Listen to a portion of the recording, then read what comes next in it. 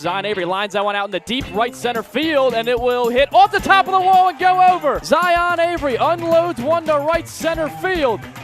Zion Avery deep out into left center field. Back at the wall. You forget that. That is way out of here. Breaking ball lined out into left field for a base hit. Being sent is Ben Rushing. He's coming in to score. The throw will be cut off by the third baseman. And it's back-to-back RBI singles for the Copperheads. Lines this one deep out into the outfield, back at the wall. It is out of here. Grand slam, Sebastian Fabic. Copperheads Baseball is presented by Ohio Health and by Ambassador Laundry, Athens Chambers of Commerce, Athens County Convention and Visitors Bureau, The Cat's Eye, Classic Brands, Donato's Pizza, Dan Inman Electric, Echoing Hills, Edward Jones, Fall Green Moretime, Holiday Inn Express, Jackie O's, Kona Ice, Rocky Brands, Stephanie Wood and Ohio Realty, Shauna Stump, Snyder, Fuller, and Stroh, Union Street Diner, Ohio University Credit Union, and Wendy's. Live from Grady's Field in Xenia, Ohio, it's the first of a three-game series between two GLSCL South Division foes, the Xenia Scouts and the Southern Ohio Copperheads. Copperheads coming off an 8-3 interdivision stretch to put their record at 12-11 as they currently sit at fourth in the standings in the South Division. One place behind them is the Xenia Scouts, just a half game worse at 12-12. The Copperheads are 12-11.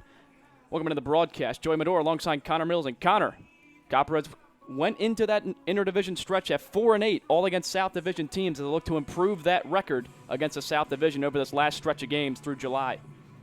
Well, they looked to do that, and they did do that. I mean, against the North Division teams, you know, besides the Green Giants, it was wins almost left and right for the Copperheads. Copperheads split the series between the Lima Locos, beating them 6-5, and then the loss last Sunday.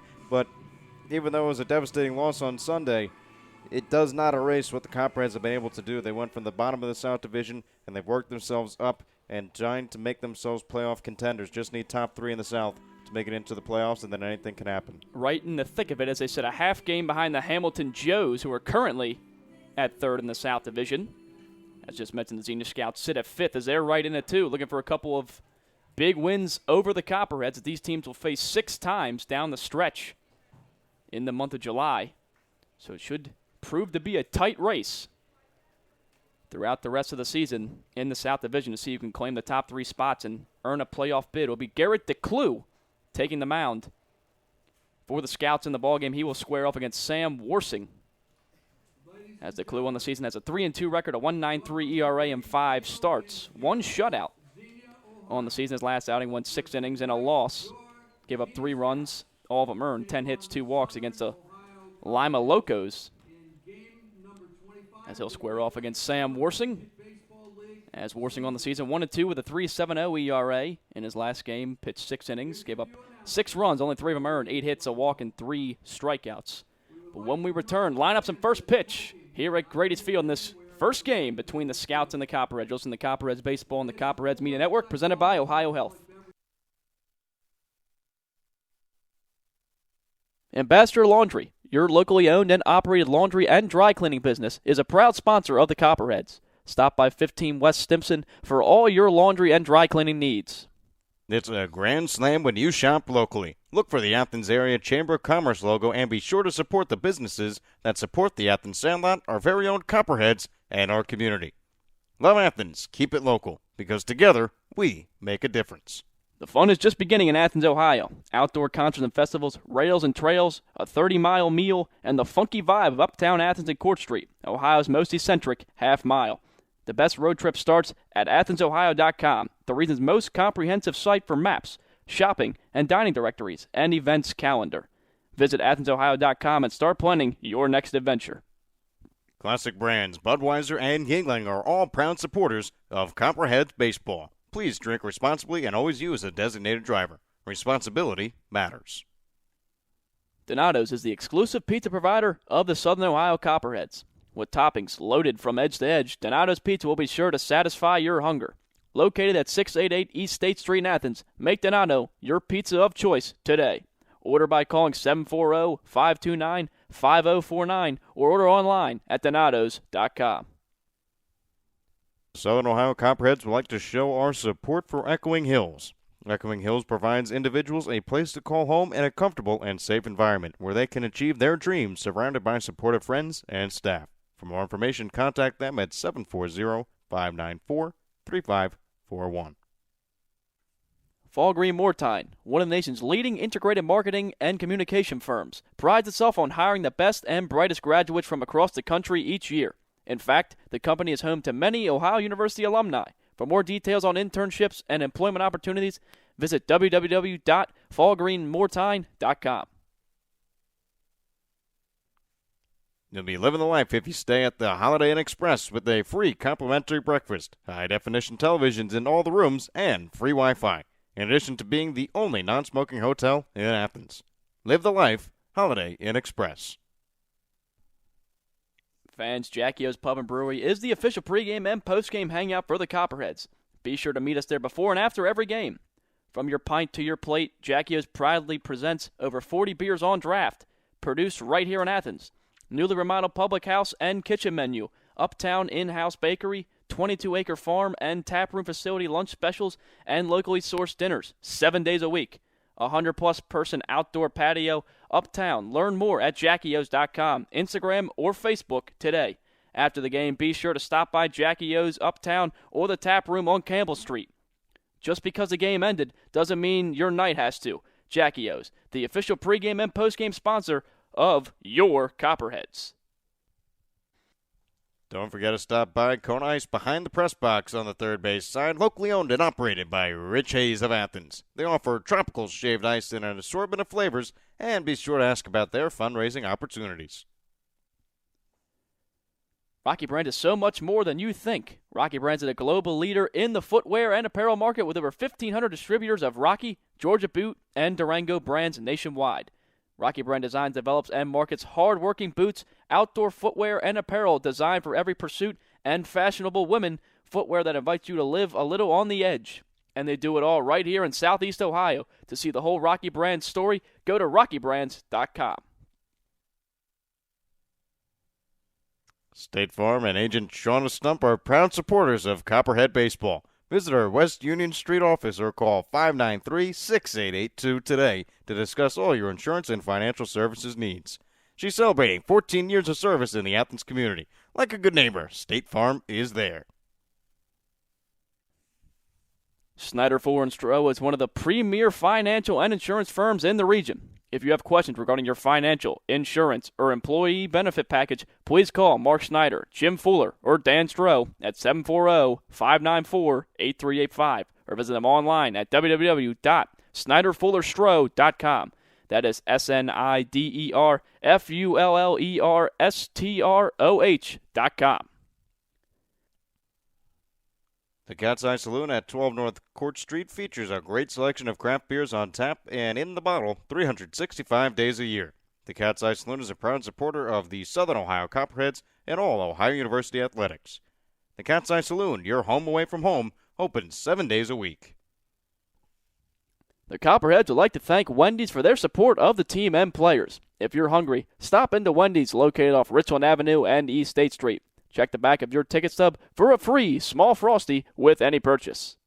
Stephanie Wood with Ohio Realty. She will help you find your next safe home. Stephanie Wood bringing home the results and going the extra distance. Snyder, Fuller & Stroh has supported the Copperheads since 2002. We're proud of that affiliation and excited to sponsor Fireworks Night again this year on June 29th. As one of the premier financial and insurance firms in the region, Snyder, Fuller & Stroh is focused on helping our clients secure their financial future. What's your plan? Give us a call at 594-8385.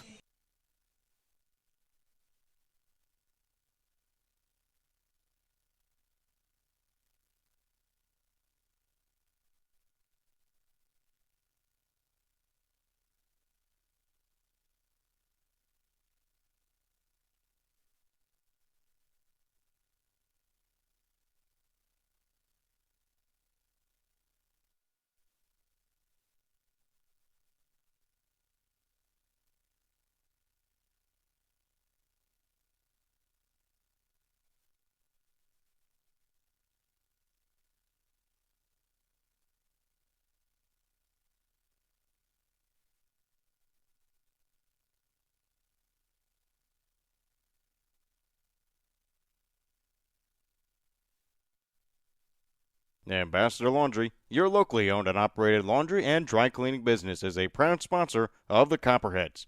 Stop by 15 West Stimson for all your laundry and dry cleaning needs. It's a grand slam when you shop locally.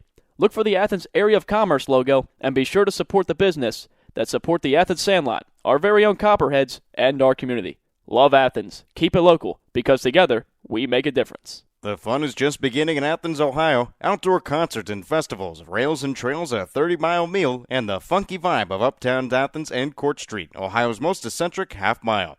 The best road trip starts at AthensOhio.com, the region's most comprehensive site for maps, shopping and dining directories, and events calendar. Visit AthensOhio.com and start planning your next adventure. Classic brands Budweiser and Yuengling are proud supporters of Copperheads baseball. Please drink responsibly and always use a designated driver.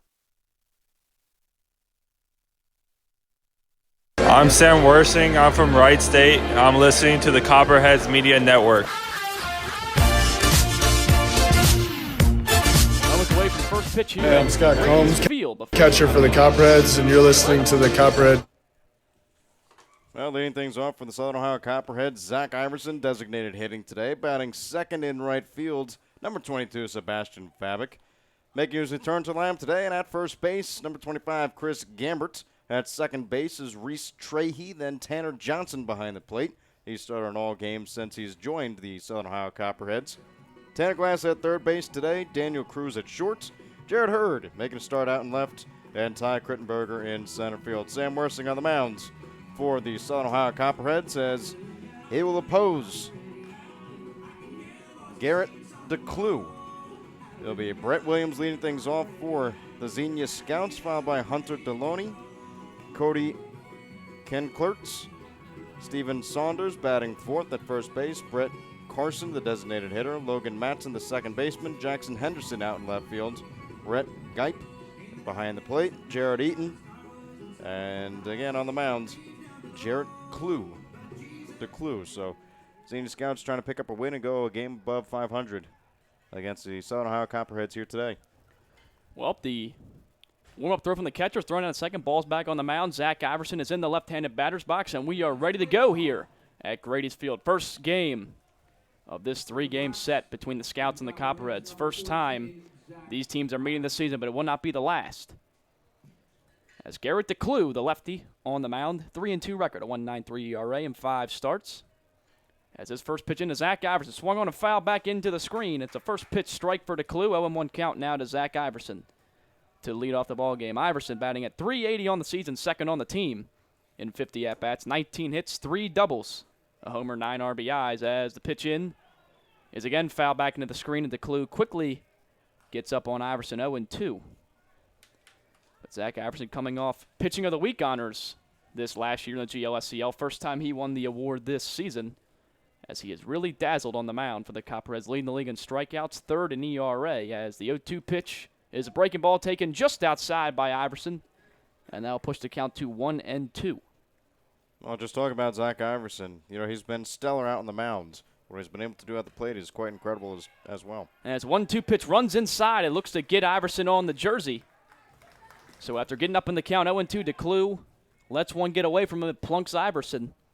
And the leadoff man for the Copperheads is on for Sebastian Fabic. And Joseph Iverson, like I said, batting .380 on the year, but the stat that sticks out to me is runs created, just above 11.63. So he gets on base, he does a job, and he's able to help out the Copperheads, both pitching and hitting. First pitch into Sebastian Fabic, catches on the outside corner for a strike, 0-1. Fabic getting the start in right field, as we can't say enough about the season he's having. .391, good for fourth in the league in batting average. He swings at the 0-1 pitch, fouls it back into the screen, and DeClue again up in the count, 0-2.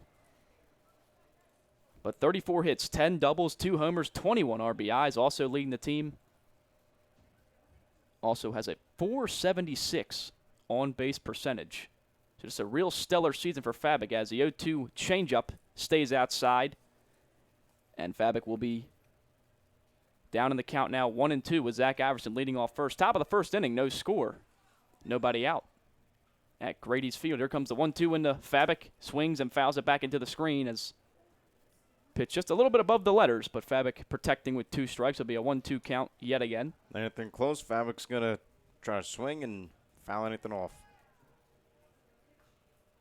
We mentioned the season he's having in those 87 at-bats to the pickoff attempt from the lefty. DeClue keeping Iverson honest. He dives back in safely, but only 13 strikeouts.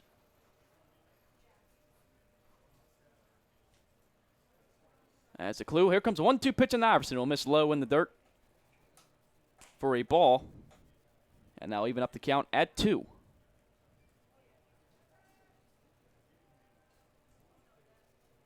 As DeClue comes set, 2-2 pitch. Will be lined out into right field over the second baseman's head. Heading into third is Zach Iverson. Pulling into second is Sebastian Fabic. Being sent home as Zach Iverson. The throw from the cutoff man in shallow center field does not come. And it's an RBI double for Sebastian Fabic. He laced that one into center field. It just kept rolling deep into the right center field gap. And the Copperheads jump on the Scouts early. It's 1-0 in the top of the first. Well, that's exactly what Sebastian Fabic has been doing all year long. If he gets behind and it counts, he takes it the other way. Line drive over the glove of the second baseman, Matson. Gets the RBI and gets another double. So RBI 22 for Fabic on the year, as now Chris Gambert with his first at-bat in a while takes that pitch outside for a ball, 1-0. But a good piece of two-strike hitting there by Fabic. Stays on the outside pitch and just drives it the other way, as you mentioned, for his 22nd RBI and 11th double, both leading the team. The 1-0 into Chris Gambert is chopped towards second base, fielded on a hop by the second baseman, steps over to first, and the throw is in time to retire Gambert, but Fabic moves up to third base with one away in the inning. So not an ideal at-bat for Gambert in his return, but it is a productive out, moving Fabic from second to third. Now a fly ball from Reese Trahey could potentially give the Copperheads their second run of the inning. As Reese Trahey on the year, batting at .269, has 2 doubles, a triple, 5 RBIs. He swings and pops this one behind home plate. The catcher ranging back, seems to have room. He'll try to make a basket catch, but it falls out of his glove. Trahey has new life at the plate now. It would have been a great play from Geit behind the plate, ranging over and trying to make the basket catch right by the backstop. Well, then again, you got to watch the wall, make sure you protect yourself before you get the ball. A bit of a delayed reaction from Geit. Appeared that he didn't know it was going to be in play at first, as at first he just turned around and looked at it before pursuing. As the 0-1 pitch is in the dirt, blocked by Geit, will be a 1-1 count.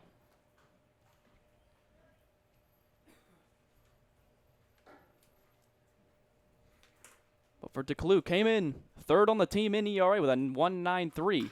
As now a slow roller up the middle. This will score Fabic. Second baseman ranges up the middle. Throw on to first to retire Trahey in time, but it's an RBI ground out for Trahey. Copperheads played a pair in the top of the first inning, now 2 away. 2 productive outs back-to-back for the Copperheads. Chris Gambert with a ground out to second. And then Reese Trahey with the RBI ground outs, also to second base. But that's the way you got to get the runs in. Well, get them on, get them over, get them in. That's exactly what the Copperheads did there to score the second run of the inning. Now Tanner Johnson digs in. First pitch into him will miss outside for a ball, 1-0. Tanner Johnson, in just his third game with the team, as Connor mentioned at the top of the broadcast, has started in every game since joining the team, as the 1-0 pitch catches at the knees for a strike, 1-1. Of course, Tanner Johnson getting the start at catcher tonight. We've also seen him in right field, as the 1-1 pitch is swung on and grounded out towards shortstop. Fields it on a hop. Throw on to first is not in time. Will be an infield single for Tanner Johnson, showing the hustle, picking up his second hit with the Copperheads. He's now 2 for 7 and a 2-out base runner now on first base. No matter how many outs in the inning, you always have to hustle, and it pays off for Tanner Johnson picking up his second hit of the season.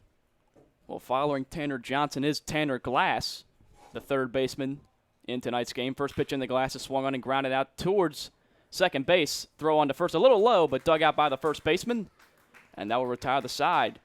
The Copperheads score a couple runs on a couple hits, jump out on the Scouts with a 2-0 lead as Sam Worsing takes them out in the bottom of the first, trying to hold the Scouts at bay. You're listening to Copperheads Baseball on the Copperheads Media Network, presented by Ohio Health.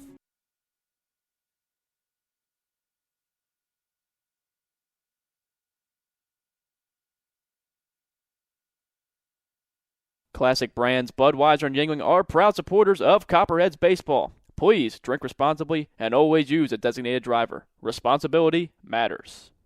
Donato's is the exclusive pizza provider of the Southern Ohio Copperheads. With toppings loaded from edge to edge, Donato's Pizza will be sure to satisfy your hunger. Located at 688 East State Street in Athens, make Donato's your pizza of choice today. Order by calling 740-592-5049 or order online at donatos.com. The Southern Ohio Copperheads would like to show our support for Echoing Hills. Echoing Hills provides individuals a place to call home in a comfortable and safe environment where they can achieve their dreams surrounded by supportive friends and staff. For more information, contact them at 740-594-3541. Ball Green Mortine, one of the nation's leading integrated marketing and communication firms, prides itself on hiring the best and brightest graduates from across the country each year. In fact, the company is home to many Ohio University alumni.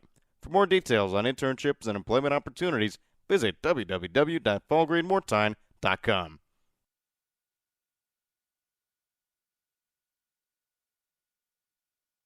I'm Sam Worsing. I'm from Wright State. I'm listening to the Copperheads Media Network. Sam Worsing's on the bump for the Copperheads in this ballgame, has taken a look at his season numbers, 1-2 with a 3.70 ERA and 3 starts. As Connor, we've seen a couple of different Sam Worsings. In his first start of the year, he only struck out 1 batter in 5 innings. In the next game against the Cincinnati Steam on June 13th, he struck out 9 batters over 6 innings. Yeah, for Sam Worsing, it just depends on which day it is, which Worsing will get. You know, back in the spring, he did a tremendous job for his college, a 7.0, a 3.8 ERA. It's just been a little inconsistent here for the Copperheads, but he's always given them a chance, giving them some distance, giving them a chance to come in and win the game.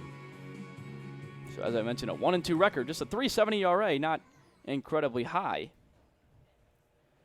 But on the pitching staff that the Copperheads have, that's actually in the middle of the pack. Sam Worsing will face the top of this Scouts order in the bottom of the first as the Copperheads are able to play 2 runs in the top of the first, one on a RBI double from Sebastian Fabic, then an RBI ground out from Reese Trey. He scored him, and the Copperheads were able to scratch across 2 runs. Brett Williams will lead off for the Scouts.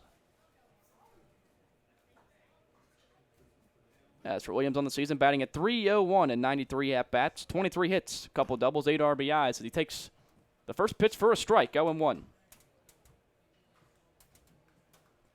Scouts come into this game just a half game worse than the Copperheads at 12-12, as the Copperheads are 12-11. Here comes the 0-1 pitch. It will be taken outside for a ball by Brett Williams, a shortstop, 1-1. But both teams still very well in the mix to earn one of the 3 playoff spots. As 1-1 pitch from Sam Worsing is cut on and fouled down the third base line out of play. And Worsing up on Brett Williams now, 1-2.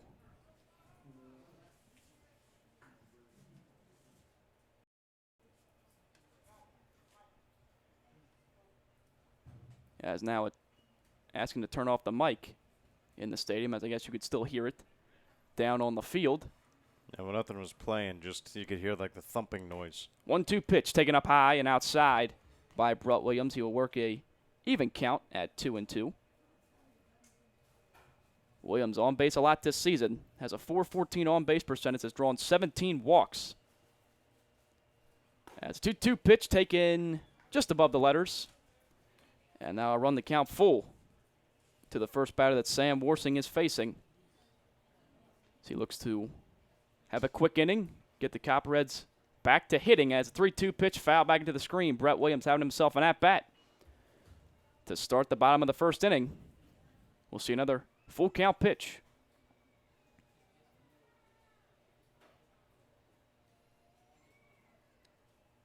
Here comes the 7th pitch of the AB. Full count, swung on and lined out into shallow left field, and it will fall in front of the left fielder, Jared Hurd, for a base hit. Heading into second is Brett Williams as he takes a big turn, but the strong throw in from Jared Hurd sends him back to first base. So it's a leadoff single for Brett Williams. And a runner on first in the bottom of the first with nobody out.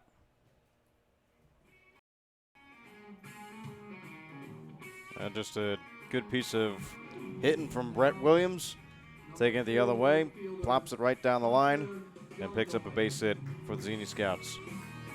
So now Hunter Delanoy will dig in, the left-handed hitter. At Delanoy on the season, batting .268 with 22 hits, 5 doubles, 3 triples, a homer, 16 RBIs. First pitch into him misses outside for a ball, 1-0.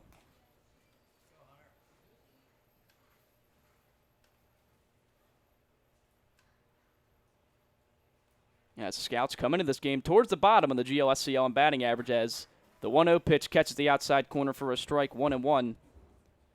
They are third to last, just in front of the Muskingum Clippers and the Galleon Graders. With a .261 average, runner goes, pitch called a ball, throw down is in time, and Brett Williams is erased after the leadoff single. First runner thrown out by Tanner Johnson on the year, and 1 away now with nobody on base.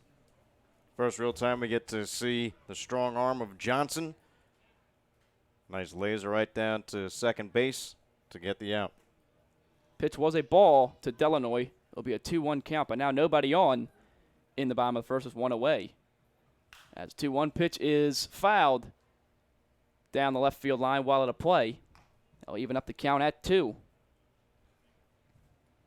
Tanner Johnson just added to the roster on Saturday,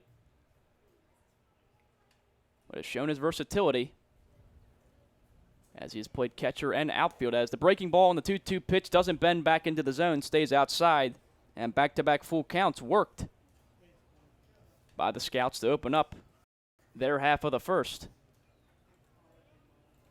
As full count pitch is swung on and grounded towards Daniel Cruz at short. He'll make the play, throw it on to first in time to get Delanoy by a step. Strong throw there from Daniel Cruz, and 2 away now in the bottom of the first. Yeah, just a good play from Daniel Cruz. Gets it on the hop, and like you said, the strong throw gets him in time. So the 3-hitter Cody Canclers will dig in.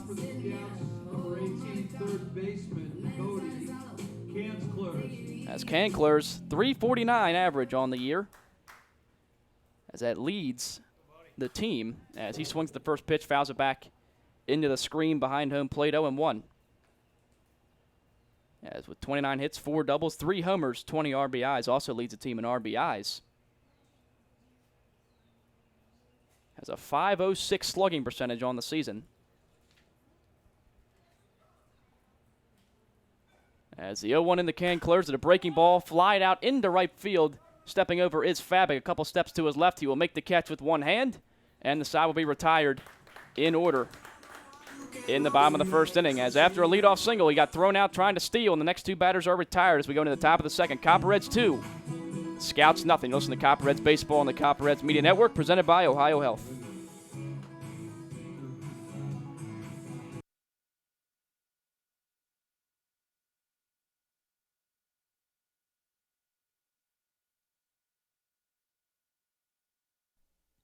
You will be living the life if you stay at the Holiday Inn Express with the free complimentary breakfast, high-definition television in all the rooms, and free Wi-Fi. In addition to being the only non-smoking hotel in Athens, live the life. Holiday Inn Express.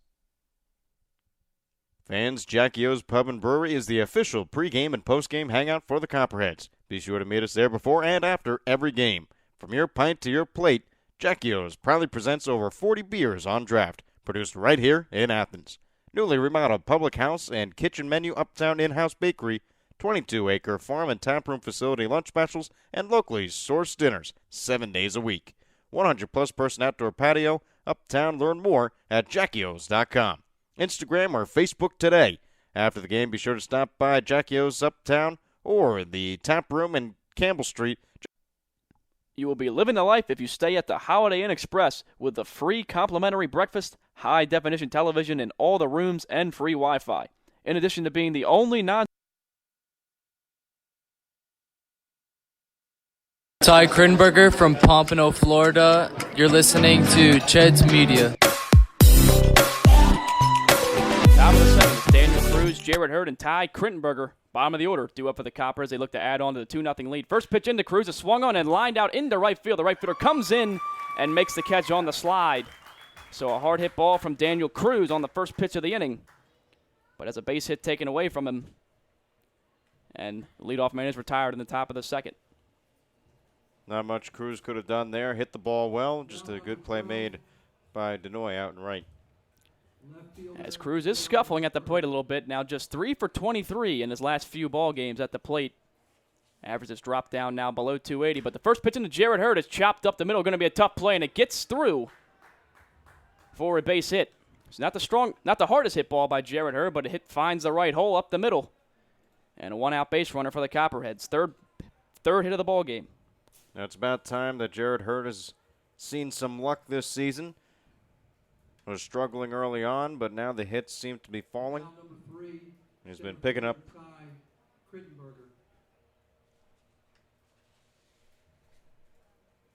So now Ty Krinberger digs in, the 9-hitter. Krinberger at 205 on the year as he swings and lines one out into left center field, ranging over to center fielder. He will make the catch in left center field. So baseball can be a funny game sometimes. Krinberger and Cruz both hit the ball hard. They're retired. Jared Hurd has a soft one up the middle. It gets through. So now 2 away in the inning with a runner on first base. And I keep on going back to that stat that Jeff Steffen has, the analytics guy for Southern Ohio Copperheads. Krittenberger top 3 on the team in hard hit balls. Just the average hasn't been there for him. But continue to hit the ball like that, you'll find a hole. First pitch in the leadoff man, Zach Iverson, is taken on the outside corner for a strike, 0-1. Iverson was hit by a pitch to lead off the ball game, then came around to score on Sebastian Fabic's double. To plate the first run of the game, the 0-1 pitch misses low for a ball, 1-1 into Iverson.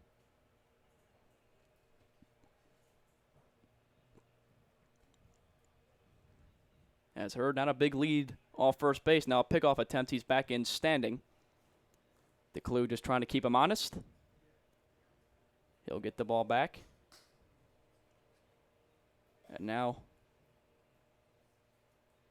another pickoff attempt as Hurd again back in standing. Didn't seem to have a bigger lead than the first time, but DeClue just making sure he doesn't take off on him with 2 away. Don't want to have a runner in scoring position. As the pitch to Zach Iverson is a off-speed pitch, stays upstairs for a ball. 2-1 now.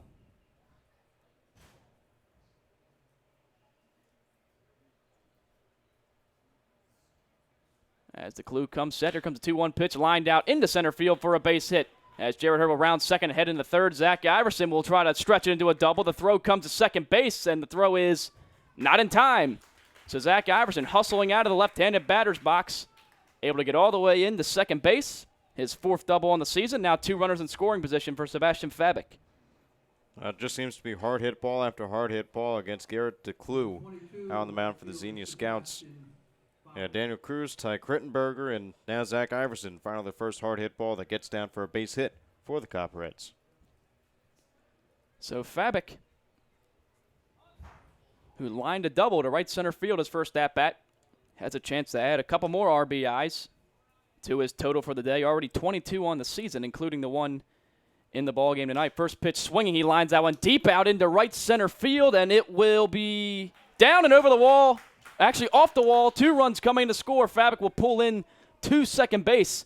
Back-to-back doubles for Fabic. He now has 3 RBIs, and the Copperheads lead it 4-0 in the top of the second. Well, Fabic must have heard that his average dipped a little below 400. Picking up back-to-back hits, back-to-back RBIs in both at-bats. 3 RBIs on the day. It's just really been fun to watch Fabic hit over these last couple weeks. Well, again, out into right center field, as we've mentioned many times throughout the season, no problem taking the ball the other way. And he does it again as he hit that ball a long way as it one-hopped the fence. Thought it got over for a second for a ground rule double.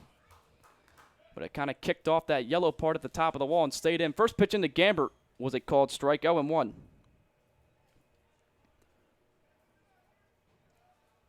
As here comes the 0-1 pitch taken outside for a ball. Now 1-1 to Chris Gambert. He grounded out to second his last time up. It's been a while since we've seen Chris Gambert in the lineup, ever since the Canada trip. But back in there today at first base. As he calls time at the plate, looked like he got a bug in his eye or something as he started swatting at it. But he's ready to go. A 1-1 pitch will come from DeClue. with Fabic leading off second. Here comes a pitch into Gambert. Breaking ball hit a mile high in the air. Ranging back is the shortstop, Williams. He will make the catch in shallow left field and retire to side, but the Copperheads add 2 more. They now lead by a grand slam. It's Copperheads 4, Scouts nothing. You're listening to Copperheads Baseball on the Copperheads Media Network, presented by Ohio Health.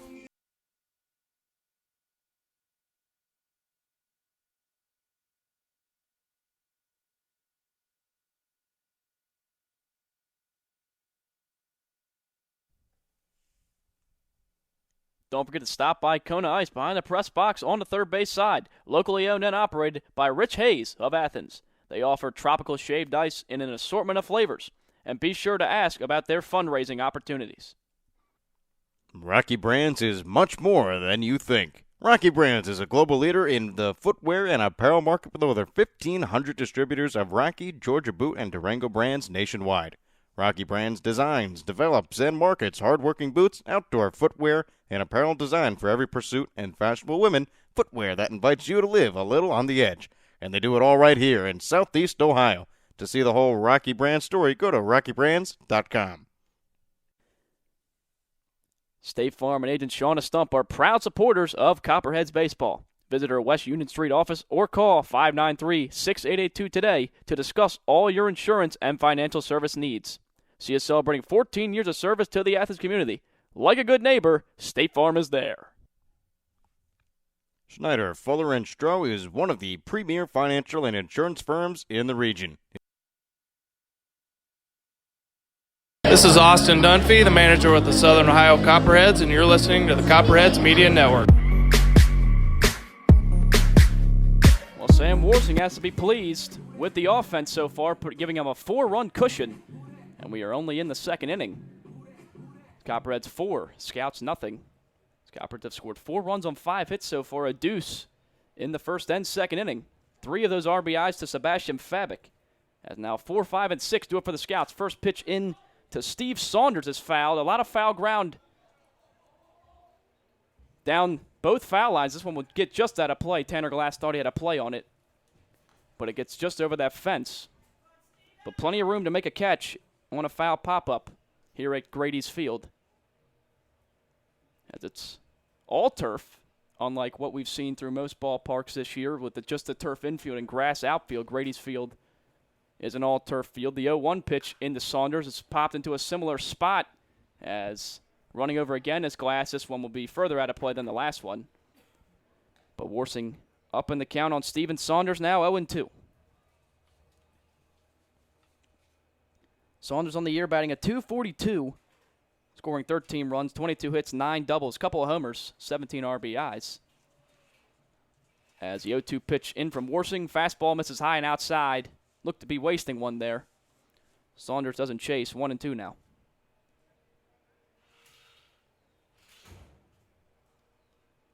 As the 1-2 pitch is swung on and popped up into the shallow left field grass, Daniel Cruz will back up and make the catch.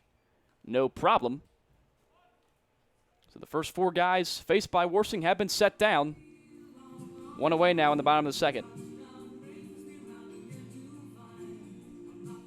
The other thing that Sam Worsing has done, he's come in and just punched the strike zone. Continually throwing strikes. Hasn't walked anyone yet. Has been looking good so far. Yeah, as another lefty digs into the box, 3 in a row in this lineup today. As he swings the first pitch, it goes foul down the third base line, 0-1. Brett Carson is up at the plate.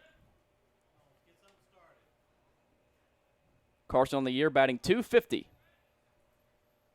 As the 0-1 from Worsing into him is swung on and chopped foul as the catcher Tanner Johnson comes out of his crouch, touches it down the third base line. Foul, be an 0-2 count now to Carson. But Carson has 15 hits on the year, a double, a triple, 8 RBIs, drawn 9 walks. But Worsing looking for his first strikeout, up in the count now 0-2. As he gets his sign from Tanner Johnson.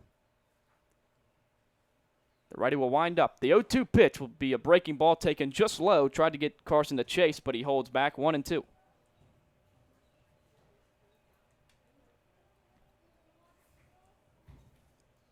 As the 1-2 pitch missed low and inside, scooped out by the catcher Tanner Johnson. He'll even up the count at 2. One thing Worsing has not done this year is walked many batters. Only 3 in his 3 starts on the season so far. As a 2-2 pitch will miss just outside for a ball that will run the count full now. With a man down in the bottom of the second, 4-0 Copperheads lead.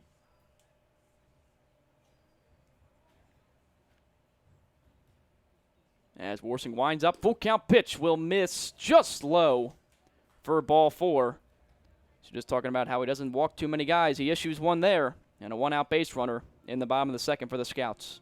Well, now double walks for Carson. Picks up his 10th walk on the year. Seen the ball really well lately, just the average at 250. So now Logan Matson will dig in. As Matson playing second base today is the first pitch in, skips away from Tanner Johnson, tries to throw down to first to catch the runner leading. He's back in diving safely. It'll be a 1-0 count to Logan Matson.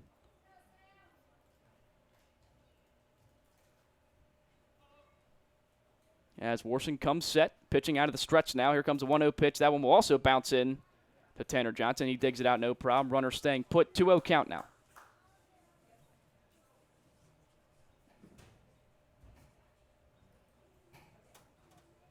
As Worsing trying to find the strike zone, has thrown 6 straight balls. Here comes a 2-0 into Matson. That one will also miss low and outside. So a 3-0 count now to Matson. Worsing in threatening to walk back-to-back batters here in the bottom of the second.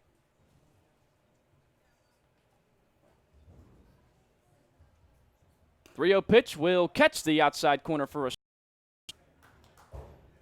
and the count will run now to 3-1.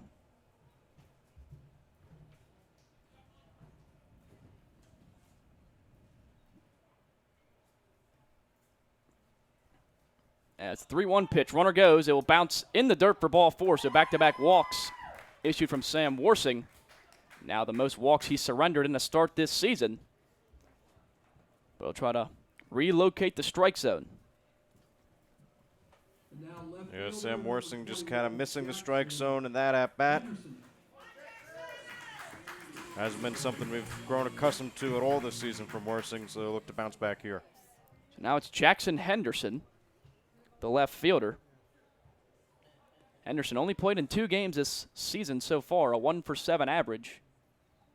As he lines that one up the middle for a base hit, coming in as Ty Krittenberger. Runner will be held up at third as a strong throw into Daniel Cruz at shortstop, but a couple of walks and a single.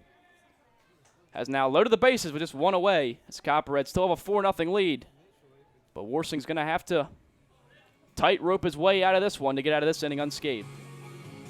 Well, Worsing has it in his tool belt. He can get out of it. But he's just going to have to try to get a ground ball, a couple fly balls, or even just get the strikeout there himself. Now the catcher, Rhett Gipp, will dig in. As Gipp on the year batting at 147 as he takes that pitch low and outside for a ball, 1-0.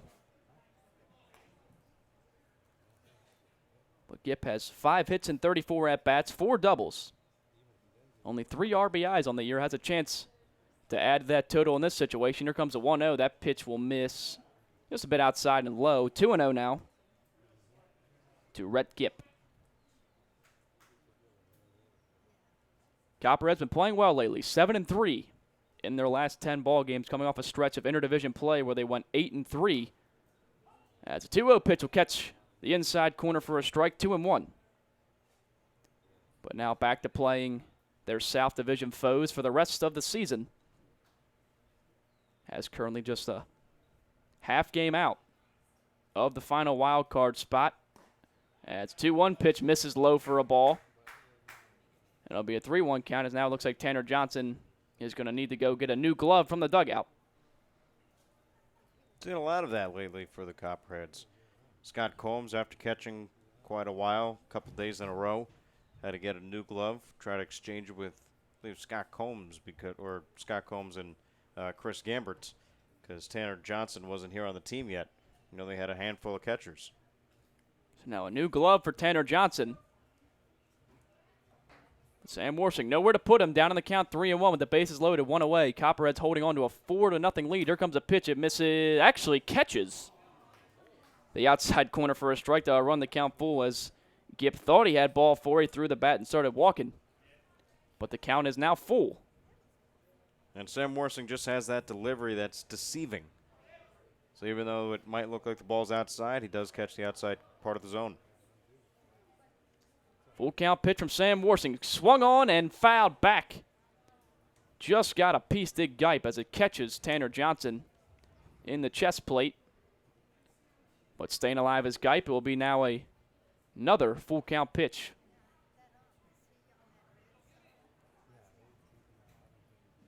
As Gipp, not a threat, not really a threat this season to hit a home run and tie this ball game up, as he has not had one yet on the year.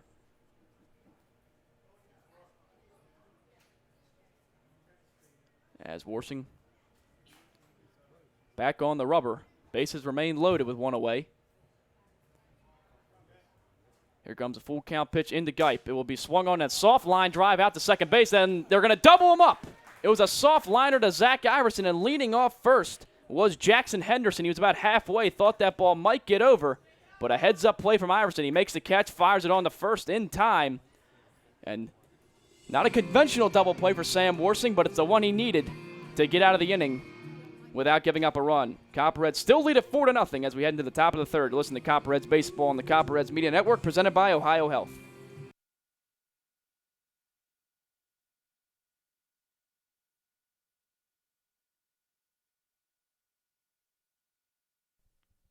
Fans, Jackie O's Pub and Brewery is the official pregame and postgame hangout for the Copperheads. Be sure to meet us there before and after every game. From your pint to your plate, Jackie O's proudly presents over 40 beers on draft, produced right here in Athens. Newly remodeled public house and kitchen menu, uptown in-house bakery, 22-acre farm and taproom facility lunch specials, and locally sourced dinners 7 days a week. 100-plus person outdoor patio, uptown. Learn more at jackios.com. Instagram or Facebook today. After the game, be sure to stop by Jackie O's Uptown or the tap room in Campbell Street. Just because the game ended doesn't mean your night has to. Jackie O's, the official pregame and postgame sponsor of your Copperheads. Don't forget to stop by Kona Ice behind the press box on the third base side. Locally owned and operated by Rich Hayes of Athens. They offer tropical shaved ice in an assortment of flavors. And be sure to ask about their fundraising opportunities. Rocky Brands is much more than you think. Rocky Brands is a global leader in the footwear and apparel market with over 1,500 distributors of Rocky, Georgia Boot, and Durango brands nationwide. Rocky Brands designs, develops, and markets hardworking boots, outdoor footwear, and apparel designed for every pursuit, and fashionable women footwear that invites you to live a little on the edge. I'm Zach Iverson. I'm from Michigan State University. You're listening to the Copperheads Media Network.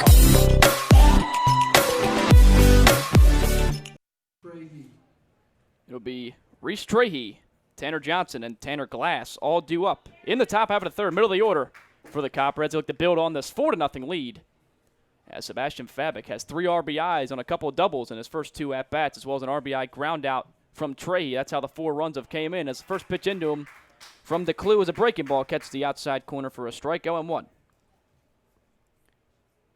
But Trahey in his last at-bat with the RBI ground out, as just mentioned, it was his 9th RBI on the season, as the 0-1 pitch misses for a ball. 1-1 now to Trahey. Trahey turned a nice double play in last inning as he pops that one foul. Third baseman ranging over, looks to have room, and he did, but he's unable to find the ball. It falls just past his glove, and Trahey will have some new life. 1-2 now. And just going back to that double play, Reese Trahey, again, heads up, knew what he had to do, caught the ball first, which was important, then threw it on over to first. As the bases were loaded in the bottom of the second with only 1 away for the Scouts. But Trahey made the play and was able to turn the double play to get him out of the inning. Now the 1-2 pitch swung on and fouled a long way down the third base line and out of play. And Trahey staying alive. As coming into the ball game, DeClue had a 1.93 ERA As 1-2 pitch is swung on and popped up towards third base. Coming in and making the catch will be the third baseman, Kanklers. And the leadoff man for the Copperheads is retired in the top half of the third. Now number 20, catcher Tanner Johnson. Now it'll be Tanner Johnson. He had a single up the middle in his first at-bat. As first pitch into him is a strike on the outside corner, 0-1. But Johnson doing the catching in the ball game.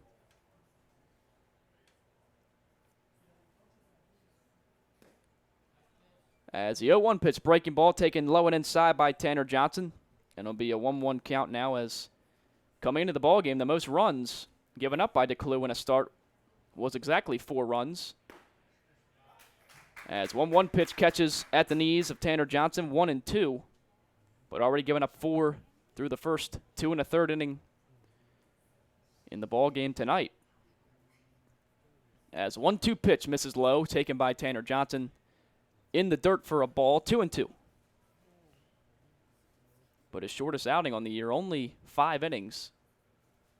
Back on June 11th against the Licking County Settlers in a 5-4 loss. 2-2 pitch into Tanner Johnson is flied fairly deep out in the right field, but stepping back is the right fielder. He'll make the catch. And the first 2 Copperheads retired in the top of the third, something we haven't seen in the past couple innings. And now number 38, third baseman. Copperheads have been doing a nice job getting on DeClue early in the innings, but it's not uncommon for them to put together a 2-out rally. That's first pitch into Tanner Glass. A breaking ball misses outside. 1-0. Glass grounded out to second in his first AB. As he swings and now chops that one towards the shortstop. He makes a strong throw over to first to retire Tanner Glass in plenty of time. So the first 3 up, 3 down inning for DeClue in the ball game. As now the scouts come in looking to wake up the bats a little bit as they trail 4-0, hanging to the bottom of the third. To listen to Copperheads Baseball on the Copperheads Media Network, presented by Ohio Health.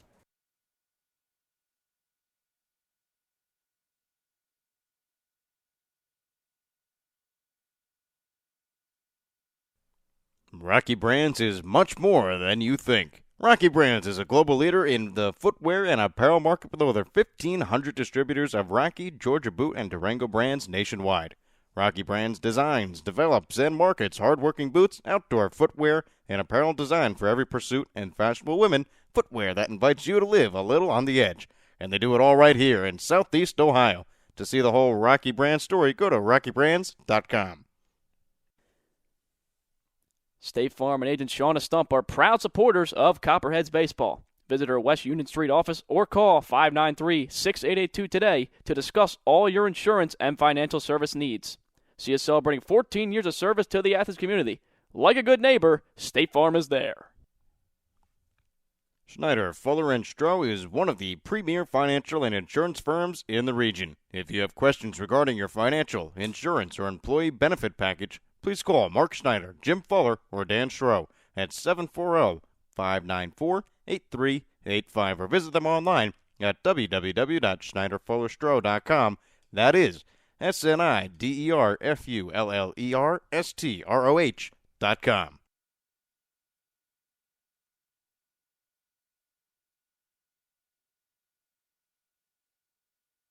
My name is Chris Gambit from Louisville, Kentucky. Shout out to all my Bellarmine Knights. You're listening to Copperheads Media Network.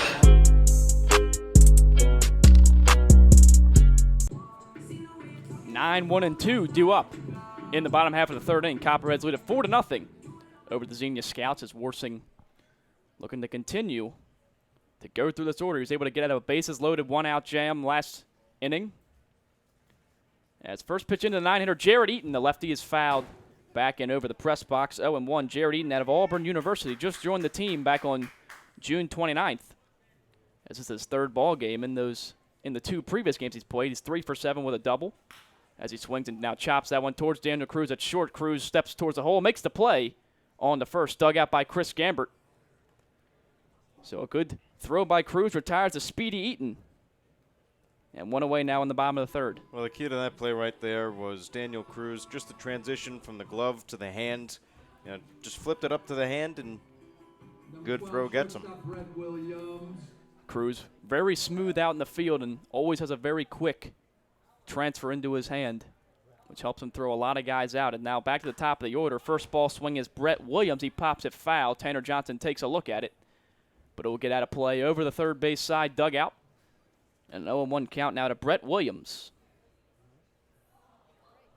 As Brett Williams led off the bottom of the first with a single, but got caught stealing by Tanner Johnson on the throw down to Reese Trahey at second. As the 0-1 pitch into Brett Williams, which is outside for a ball, 1-1.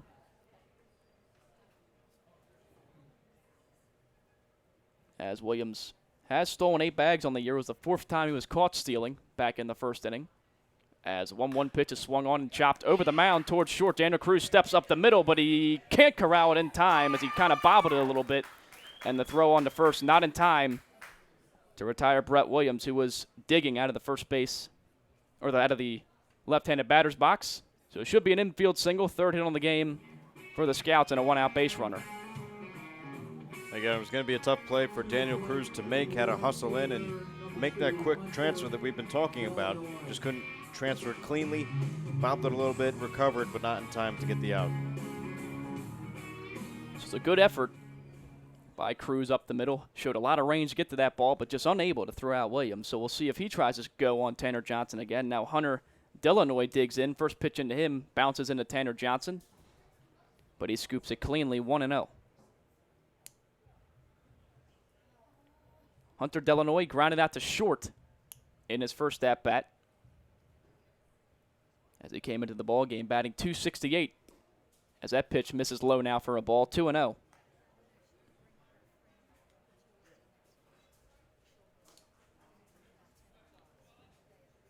But mentioned a little bit earlier, offense hasn't been the strong suit for the Scouts this season, just batting .261. As a 2-0 pitch now misses low. Thought Brett Williams was stealing at first, but he heads back to first base. And Delanoy way up in the count now, 3-0. But the Scouts are 3rd from the bottom in batting average on the season. As 3-0 pitch from Sam Warsing misses low for ball 4. 3rd walk issued by Warsing. Now runners on first and second with 1 away in the middle of the order coming up for the Scouts.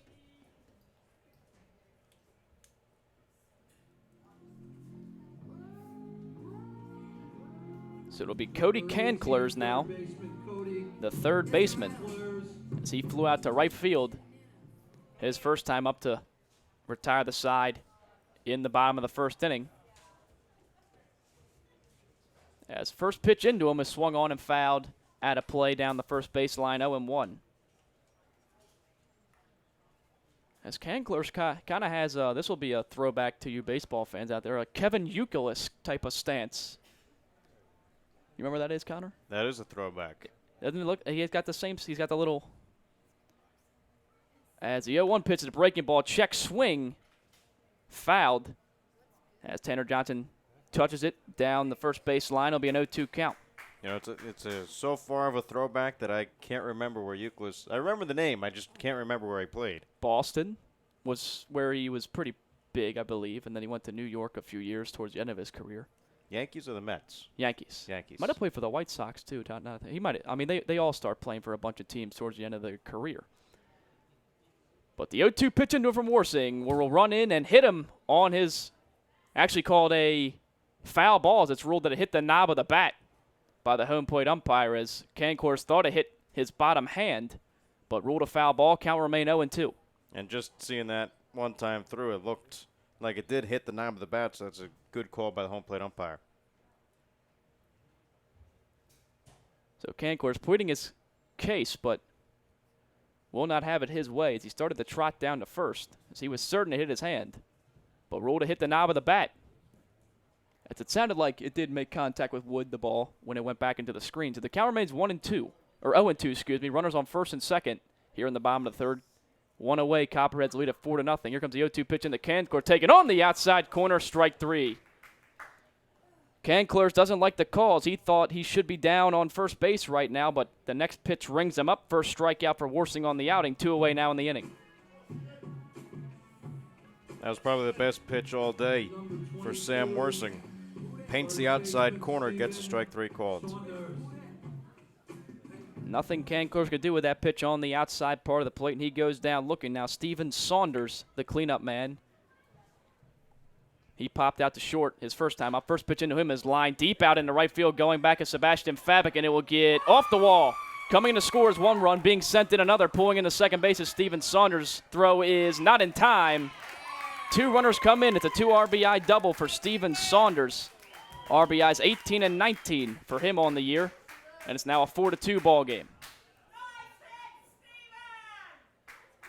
It was a really good hit from Steven Saunders. Looked like it could have had the distance, but it's a short fence out in right field. Didn't carry over. Just taking it off the wall, Sebastian Fabic, and Fabic had a great throw in. Almost got Saunders trying to take second base. And just to point out, if Cruz would have tagged Saunders in time, that second run wouldn't have counted as it did not cross the plate yet, but ruled safe. And now the first pitch in to the 5-hitter, Brett Carson, fouled a long way down the left field line, out of play, 0-1. But Saunders able to come through after the strikeout, as they're still 2 away in the inning.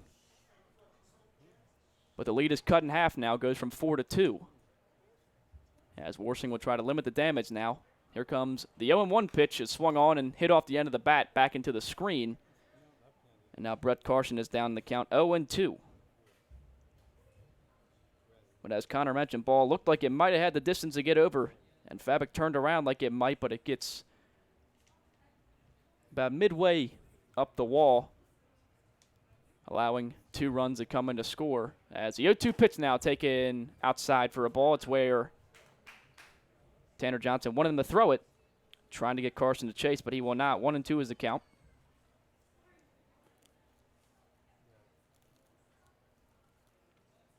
As Saunders with a big lead off second base, nobody holding him. Here comes a 1-2 pitch. It was a breaking ball, just stuck its bat at him, fouled it away to Brett Carson down the third base line towards the dugout, and he'll stay alive, 1-2.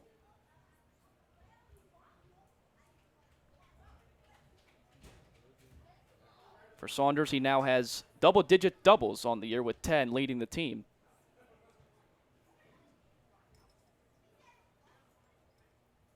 As here comes a 1-2 pitch. He'll miss just outside. Worsing started to take a step in towards his dugout, but the pitch ruled a ball. 2-2 count now.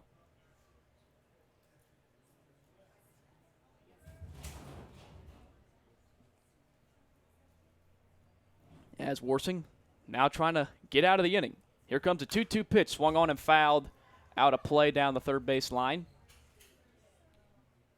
And it will land over towards the batting cage. A bunch of little fans run over to get the ball, as they always do at these GLSCL games. Every time there's a foul ball, you see the kids take off. But now the 2-2 pitch in from Worsing. It will be swung on and flied out into left field. Jared Hurd looks to have a bead on it. He will make the catch a couple steps to his right and end the inning, but not before the scouts. Play 2 on the 2 out, 2 RBI double from Steven Saunders. And now the score is 4-2 heading in the top of the 4th. Listen to Copperheads Baseball on the Copperheads Media Network, presented by Ohio Health.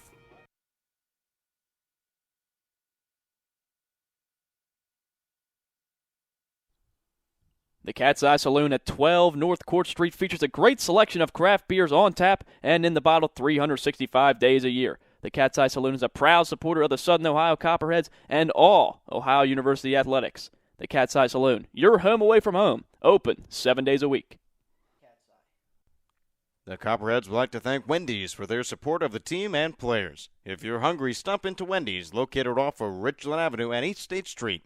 Check the back of your ticket stub for a free small Frosty with any purchase. Stephanie Wood, Ohio Realty, will help you find your next safe home. Stephanie Wood, bringing home the results and going the extra distance. Schneider, Fuller, and Stroh has supported the Copperheads since 2002. We're proud of that affiliation and excited to sponsor Fireworks Night again this year on June 29th. As one of the premier financial and insurance firms in the region, Schneider, Fuller, and Stroh is focused on helping our clients secure their financial future. What's your plan? Give them a call at 594-8385.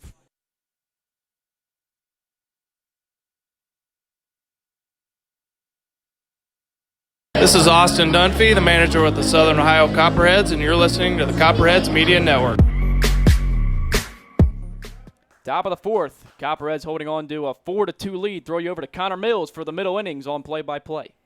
Well, thank you, Joey's first pitch swing. It's a ground ball from Daniel Cruz over towards short, thrown across for the first out. One pitch, one out here on the top of the fourth inning with the Southern Ohio Copperheads leading the Xenia Scouts 4-2. So 4-2 lead for the Southern Ohio Copperheads Left fielder Jared Hurd. here at Grady's Field, as Jared Hurd now stands in. Jared Hurd today is 1 for 1 at an infield, a soft single that reached into outfield. As the first pitch was in for a called strike, 0-1. A lefty-on-lefty matchup between Garrett DeClue and Jared Hurd. Is now the second pitch is in for a called strike, taken at the knees. No balls, 2 strikes, 1 out here in the top of the fourth inning.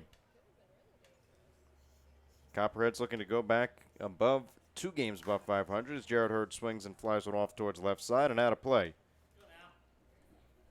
Count remains, no balls and 2 strikes. And you expect DeClue to, despite he's been touched up in these first couple innings, to stay out there and try to eat up some innings. He hasn't gone anything shorter than 5 on the year so far.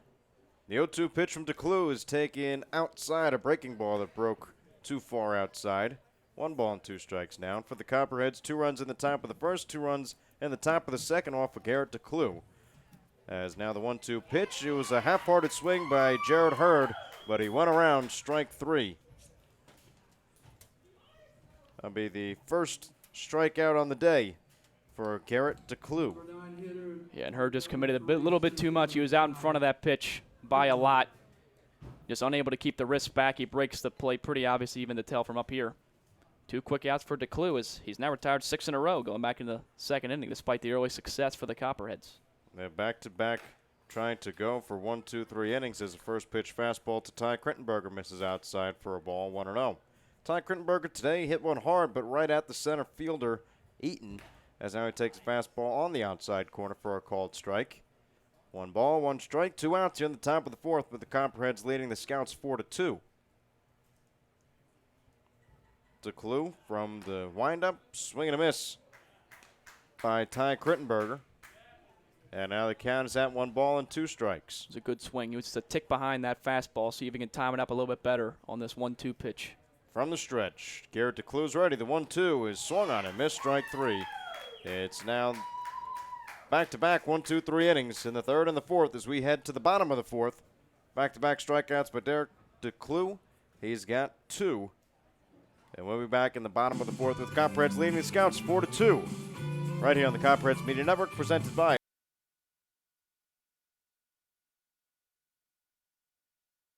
Jackie O's Pub and Brewery is the official pregame and postgame hangout for the Copperheads. Be sure to meet us there before and after every game. From your pint to your plate, Jackie O's proudly presents over 40 beers on draft, produced right here in Athens. Newly remodeled public house and kitchen menu, uptown in-house bakery, 22-acre farm and taproom facility, lunch specials, and locally sourced dinners 7 days a week. 100-plus person outdoor patio, uptown. Learn more at jackios.com. Instagram or Facebook today. After the game, be sure to stop by Jackie O's Uptown or the tap room in Campbell Street. Just because the game ended doesn't mean your night has to. Jackie O's, the official pregame and postgame sponsor of your Copperheads. Don't forget to stop by Kona Ice behind the press box on the third base side. Locally owned and operated by Rich Hayes of Athens. They offer tropical shaved ice in an assortment of flavors. And be sure to ask about their fundraising opportunities. Rocky Brands is much more than you think. Rocky Brands is a global leader in the footwear and apparel market with over 1,500 distributors of Rocky, Georgia Boot, and Durango brands nationwide. Rocky Brands designs, develops. My name is Chris Gamber from Louisville, Kentucky. Shout out to all my Bellarmine Knights. You're listening to Copperheads Media Network. Bottom of the fourth inning here at Grady's Field in Xenia, Ohio, where Sam Worsing toes the rubber. Here in the bottom of the fourth, you'll have Logan Matson, Jackson Henderson, and Wright Gripe all due up here in the inning.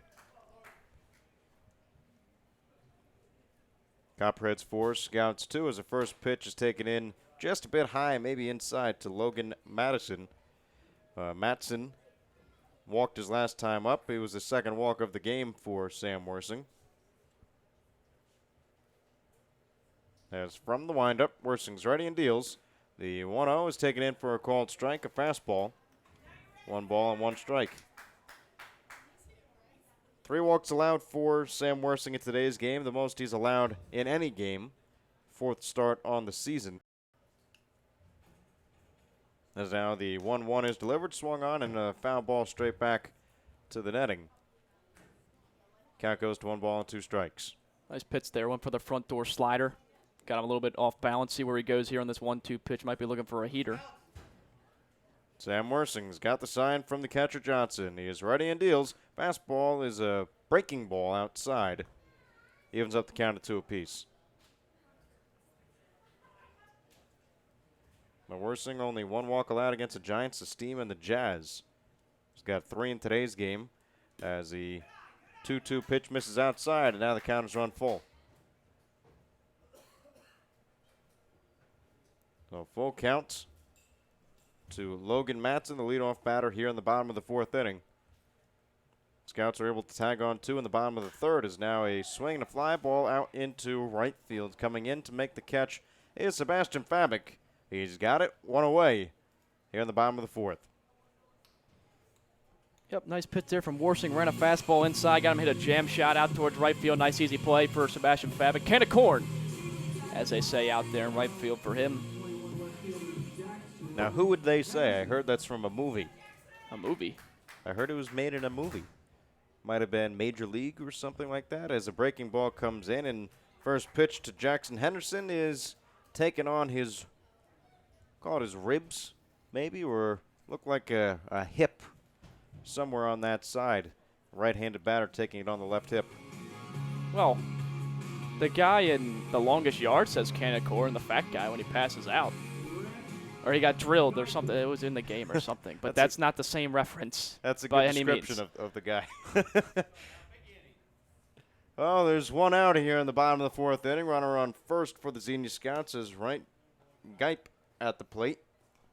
Geip today had a line out into a double play. Rhett Geip. As the runner's in motion, the throw down to second base is to the left of the bag and not in time. Taking second base with the stolen base, Jackson Henderson. As Rhett Geip now bats with a runner in scoring position. You know, he kind of stole that one off the pitcher, got a really good jump. Yeah, not a terrible throw down from Johnson, but just not in time as Henderson was moving pretty good down second base. 2 for 2 on stolen base attempts for Henderson. As the count is at 2 balls and 1 strike. So 2 on the count. Runner on second here in the bottom of the 4th. Copperheads leading 4-2. Henderson taking the lead on second base. And now the second straight batter has been hit by a pitch by Sam Worsing. Back-to-back hit by pitches. This one up in the shoulder area. As Geip just runs down to first. And Worsing just has to settle down a little bit. He's been a little wild, something we haven't grown accustomed to seeing from this season. Only came in walking 3 guys. But he has multiple walks and now multiple hit by pitches. But you do have to remember that now sets up a double play with 1 away in the inning, so not too much hurt. He's got to settle down, try to force a ground ball here. Worsing now with 5 hit by pitches on the season. As first pitch misses to Jarrett Eaton for a ball. 1-0. Eaton today grounded out to shortstop Daniel Cruz back in the 3rd. Was a first out in the 3rd inning. As now he swings and fouls it off towards the left side, out of play. Count is even at 1 ball and 1 strike. It's going to be a tough double play to turn as well, as Eden moved up the line pretty good his last time up, only got retired by a step. So it's going to have to be a quick turn. The Copperheads want to get 2 here. Copperheads 4, Xenia Scouts 2, bottom of the 4th. Runners on first and second, both reached by hit by pitch. As Sam Worsing deals to Eaton, a curveball that misses wide to the left-handed batter. 2 balls and a strike.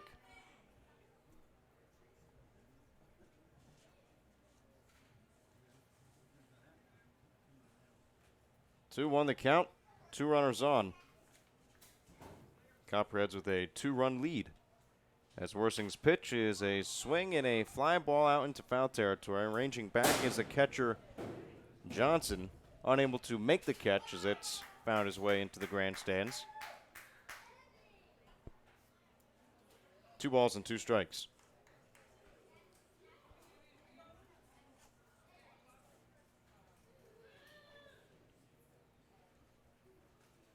Eaton came into the day batting .429. Didn't have a whole lot of action for the Scouts.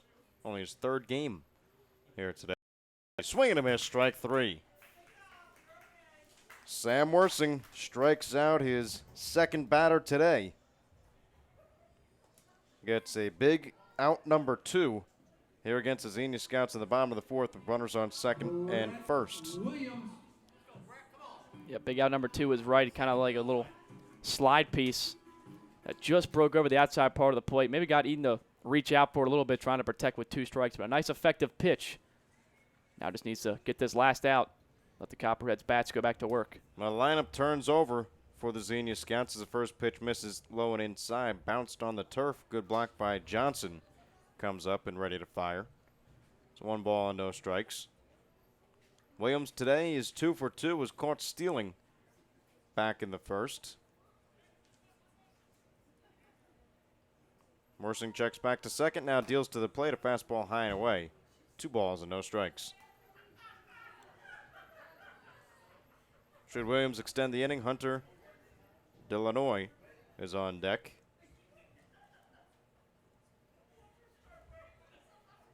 Worsing working from the stretch. He's ready. The 2-0 is swung on and fouled off. 2-1.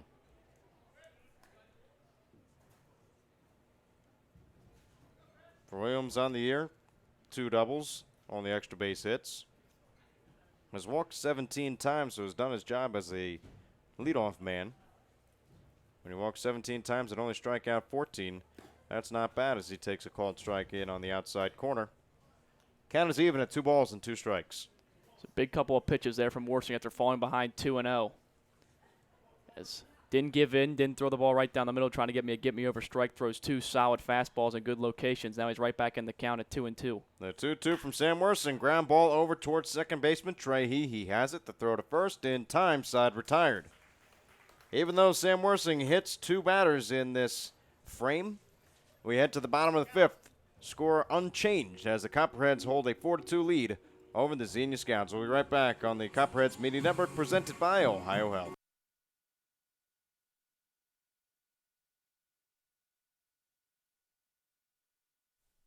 State Farm and agent Shauna Stump are proud supporters of Copperheads Baseball. Visit our West Union Street office or call 593-6882 today to discuss all your insurance and financial service needs. See us celebrating 14 years of service to the Athens community. Like a good neighbor, State Farm is there. Schneider, Fuller & Stroh is one of the premier financial and insurance firms in the region. If you have questions regarding your financial, insurance, or employee benefit package, please call Mark Schneider, Jim Fuller, or Dan Stroh at 740-594-8385 or visit them online at www.schneiderfullerstroh.com. That is SNIDERFULLERSTROH.com. The Cat's Eye Saloon at 12 North Court Street features a great selection of craft beers on tap and in the bottle 365 days a year. The Cat's Eye Saloon is a proud supporter of the Southern Ohio Copperheads and all Ohio University athletics. The Cat's Eye Saloon, your home away from home, open 7 days a week. The Copperheads would like to thank Wendy's for their support of the team and players. If you're hungry, stop into Wendy's, located off of Richland Avenue and East State Street. Check the back of your ticket stub for a free small Frosty with any purchase. Stephanie Wood, Ohio Realty, will help you find your next safe home. Stephanie Wood, bringing home the results and going the extra distance. Schneider, Fuller & Stroh has supported the Copperheads since 2002.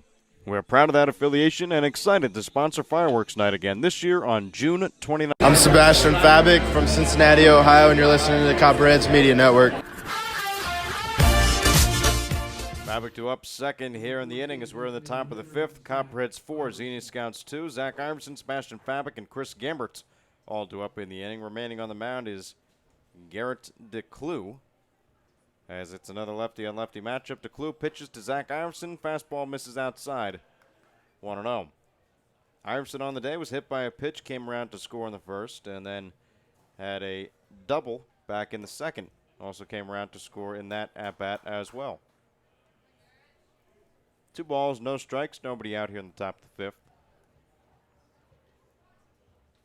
As a fastball misses low and inside. 3 balls and no strikes. 3 straight balls to begin the top of the 5th inning. And what's got to be so impressive about Iverson is, obviously excelling on the mound this year, but he came in hitting .380 today. Just takes a fastball on the outside corner. Just, anything that he's been asked to do, he's done, and he's done it exceptionally well for the Copperheads so far this season. 3-1 the count. The pitch. Hard hit ball through the hole on the right side and in for a base hit. Zach Iverson has not been kept off the base paths at all in today's game, as he's 2 for 2 with 2 runs scored, and he's the man over at first base right now. It wasn't as hard hit as his double earlier in the game, as he kind of rolled over a little bit. He had to reach out on the outside corner, but got it just in the right spot past a diving first baseman, Saunders, and got it into right field for a leadoff single. The Copperheads look to tack onto this lead. Now, Zach Iverson came into the day with a .966 on-base plus slugging percentage, the OPS. As now first pitch swing, it's a ground ball over towards third base.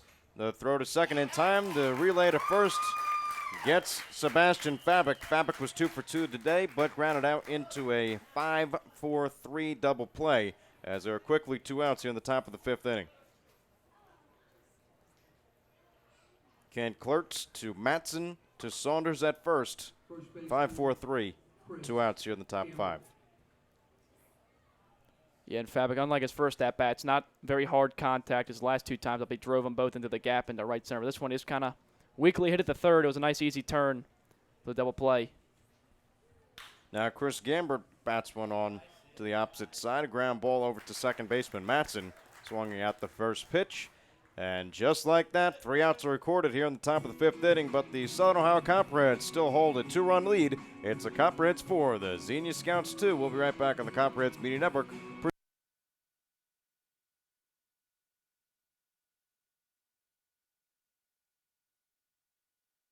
Laundry and dry cleaning business is a proud sponsor of the Copperheads. Stop by 15 West Stimson for all your laundry and dry cleaning needs. It's a grand slam when you shop locally. Look for the Athens Area Chamber of Commerce logo to support the businesses that support the Athens Sandlot, our very own Copperheads, and our community. Love Athens. Keep it local, because together we make a difference. The fun is just beginning in Athens, Ohio. Outdoor concerts and festivals, rails and trails, a 30-mile meal, and the funky vibe of Uptown Athens and Court Street, Ohio's most eccentric half-mile. The best road trip starts at AthensOhio.com, the region's most comprehensive site for maps, shopping, and dining directories, and events calendar.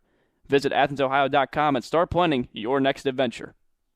Classic brands Budweiser and Yingling are all proud supporters of Copperheads Baseball. Please drink responsibly and always use a designated driver. Responsibility matters. Donato's is the exclusive pizza provider of the Southern Ohio Copperheads. With toppings loaded from edge to edge, Donato's Pizza will be sure to satisfy your hunger.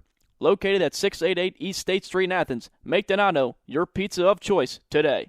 Order by calling 740-529-5049 or order online at donatos.com. I'm Sam Worsing. I'm from Wright State. I'm listening to the Copperheads Media Network. The Wright State products back out on the mound here in the bottom of the 5th inning.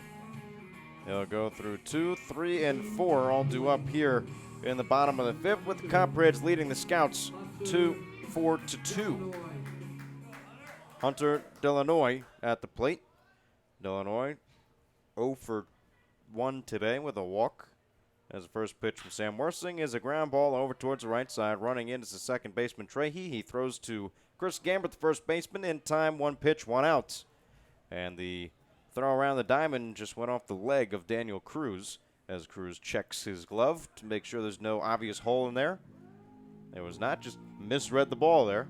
But 1 pitch, 1 out here in the bottom of the 5th. And, impressive range at second shown from Trahey, as we've seen him in the outfield most of the season, but moved into the infield these past couple games, but able to range over, make that play on the hop. It's a Well, Cody, Ken Klertz at the plate takes a fastball outside and low for a ball 1-0. Ken Klertz today 0 for 2. Fly out to right field and a strikeout looking is his stat line so far. As a fastball again, misses low and away. 2 balls, no strikes. Now, who's it you said that Ken Klertz looks like at the plate? Kevin Youkilis. Youkilis. They have the same. They got a similar stance. That's all I'm saying. Right. Fastball hits the outside corner, 2 balls and a strike. But you can definitely see it's a unique stance. Something he'd have to replicate after he's seen somewhere else. Is a ground ball over towards Daniel Cruz at short. The throw is not picked by Chris Gambit, the first baseman. There'll be an error charge to Daniel Cruz. He didn't field it cleanly. Just kind of bobbled it over at shortstop. And now there's a 1-out base runner for the Xenia Scouts here in the bottom of the 5th inning. Yeah, that's a rare error right there for Daniel Cruz. Only his 3rd on the season. That's usually very smooth out in the field. As that would have been a tough play anyway. Ken Klertz pretty fast up the line. But bobbling it wouldn't have helped very much.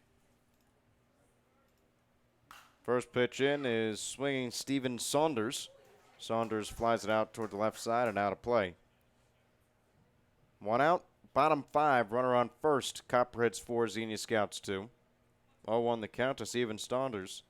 Saunders today, 1 for 2, 2 RBIs. Responsible for the Scouts' only RBIs of the day. As now he lines one deep out into center field. Ranging back is Ty Crittenberger back at the wall, and this will one hop and go over the fence. Luckily for the Southern Ohio Copperheads, it'll just be a ground rule double. Cody Kanklertz has to hold off at third base, and Steven Saunders hangs on at second. The center field wall is probably the highest here at Grady's Fields. And a ball that looked like it could have been a ground rule double earlier down in right field, the shortest part of the fence, comes in and the ball bounced high over that wall.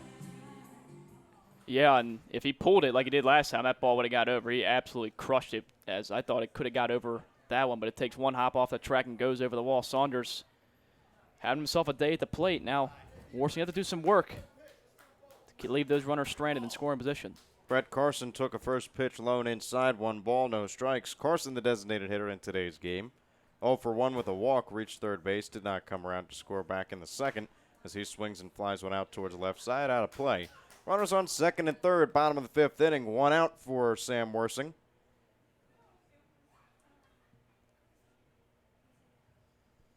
As Worsing takes his time out on the mound. I'll look into the catcher, Johnson. He's ready and deals from the stretch. The pitch, line drive right at the second baseman, Reese Trahey. He goes the easy way to first for the out. It's an RBI ground out for Brett Carson. And now the Xenia Scouts are within 1. You're not trying to do too much there. Was Carson just kind of reached the bat head out and poked it out. Knew if he got the ball in play would score a run with the infield being back and less than 2 outs. Just a nice approach to get the RBI. Also a big out there from Worsing is now. He's going to take a base hit to score that tying run from third base. First pitch to Logan Matson is taken for a ball. 1 ball, no strikes. Copperheads trade an out for a run. Brett Carson with a RBI ground out. Steven Saunders moves over to third base as there's a runner 90 feet away from scoring for the Scouts. 2 outs here in the bottom of the 5th. There's now a slow ball hit over towards shortstop Daniel Cruz. He takes it on the run near the hole. The throw is in time. Side retired. Daniel Cruz comes up big, saves a run being scored, and saves this game and the lead for the Southern Ohio Copperheads. Copperheads enter the top of the 6th, still leading the Xenia Scouts 4-3. We'll be right back on the Copperheads Media Network, presented by Ohio Health.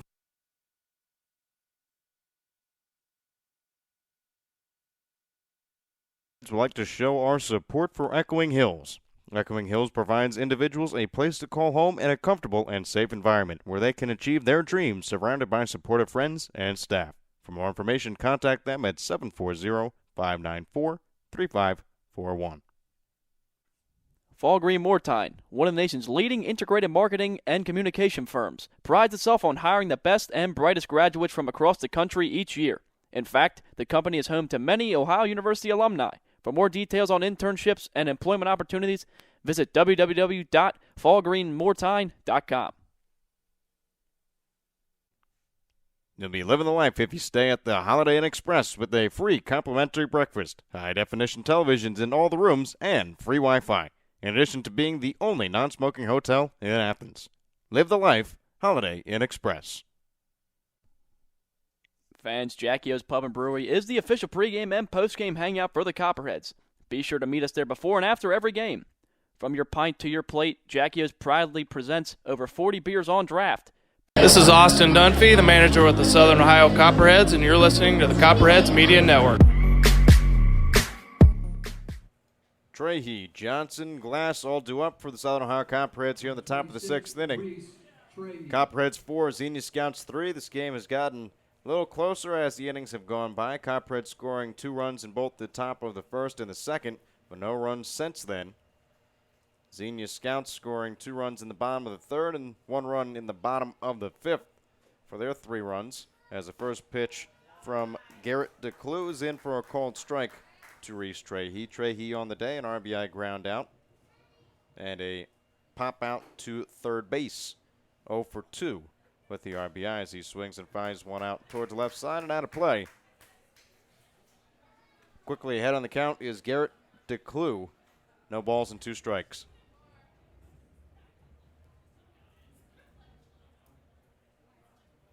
Infield playing back, outfield straight away for the Xenia Scouts as a fastball misses outside. 1-2. Not a bad waste pitch from Derek DeClue. Yeah, and he's really settled down after giving up 4 in those first couple innings, only allowing 1 hit over the past 3 innings. As the 1-2 misses low and inside. 2 balls and 2 strikes. As we knew coming in, DeClue was a solid pitcher with that ERA that he has at sub-2. The 3-2 record goes deep in the ball games pretty often. As now the 2-2 is swung on and a fly ball out into shallow right field. Ranging back is the second baseman, Matson. He makes the catch. And that's a first out here in the top of the 6th inning. Copperheads 4, Xenia Scouts 3. It was a lot of loud and hard contact for the Copperheads through the first couple innings, but no real hard hit balls through these last few innings as DeClue's starting to find his location a little bit. As keeping the ball out of the middle of the plate where he can get punished. It's been recording a lot of outs. Tanner Johnson ran an infield single early on today's game. Bats now from the right side. Johnson takes the ball inside for a called ball. 1 ball, no strikes.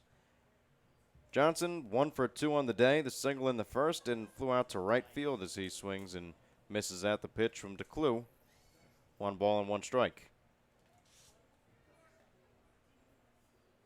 Johnson, a relatively new addition for the Southern Ohio Copperheads.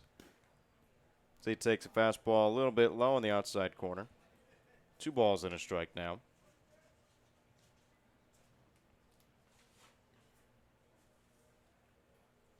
2-1 the pitch. As Garrett DeClue missed, we'll call it inside. That looked about waist high. Could have possibly been a little inside. 3-1 the count.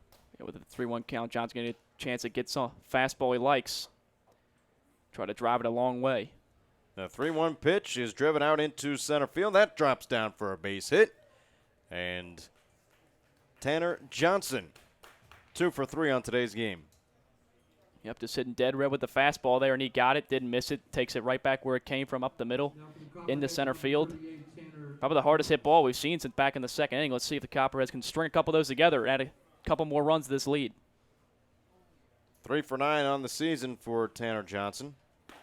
As a swing and a miss from Tanner Glass. Back-to-back Tanners in the lineup for the Copperheads. Tanner Johnson on first, Tanner Glass at the plate. Glass 0 for 2 today. He's making a start at third with Ben Rushing going down on injury earlier on in the season. Need a new third baseman. Tanner Glass is the next man up. As the count is at 1 ball and 1 strike. The 1-1 from DeClue is a breaking ball that misses outside. 2-1.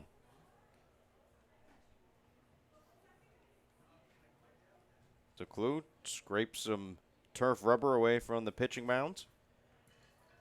Looks over to first. Now the lefty deals. Fastball misses low and inside. The throw down to first to try to check on Tanner Johnson. He goes back head first sliding.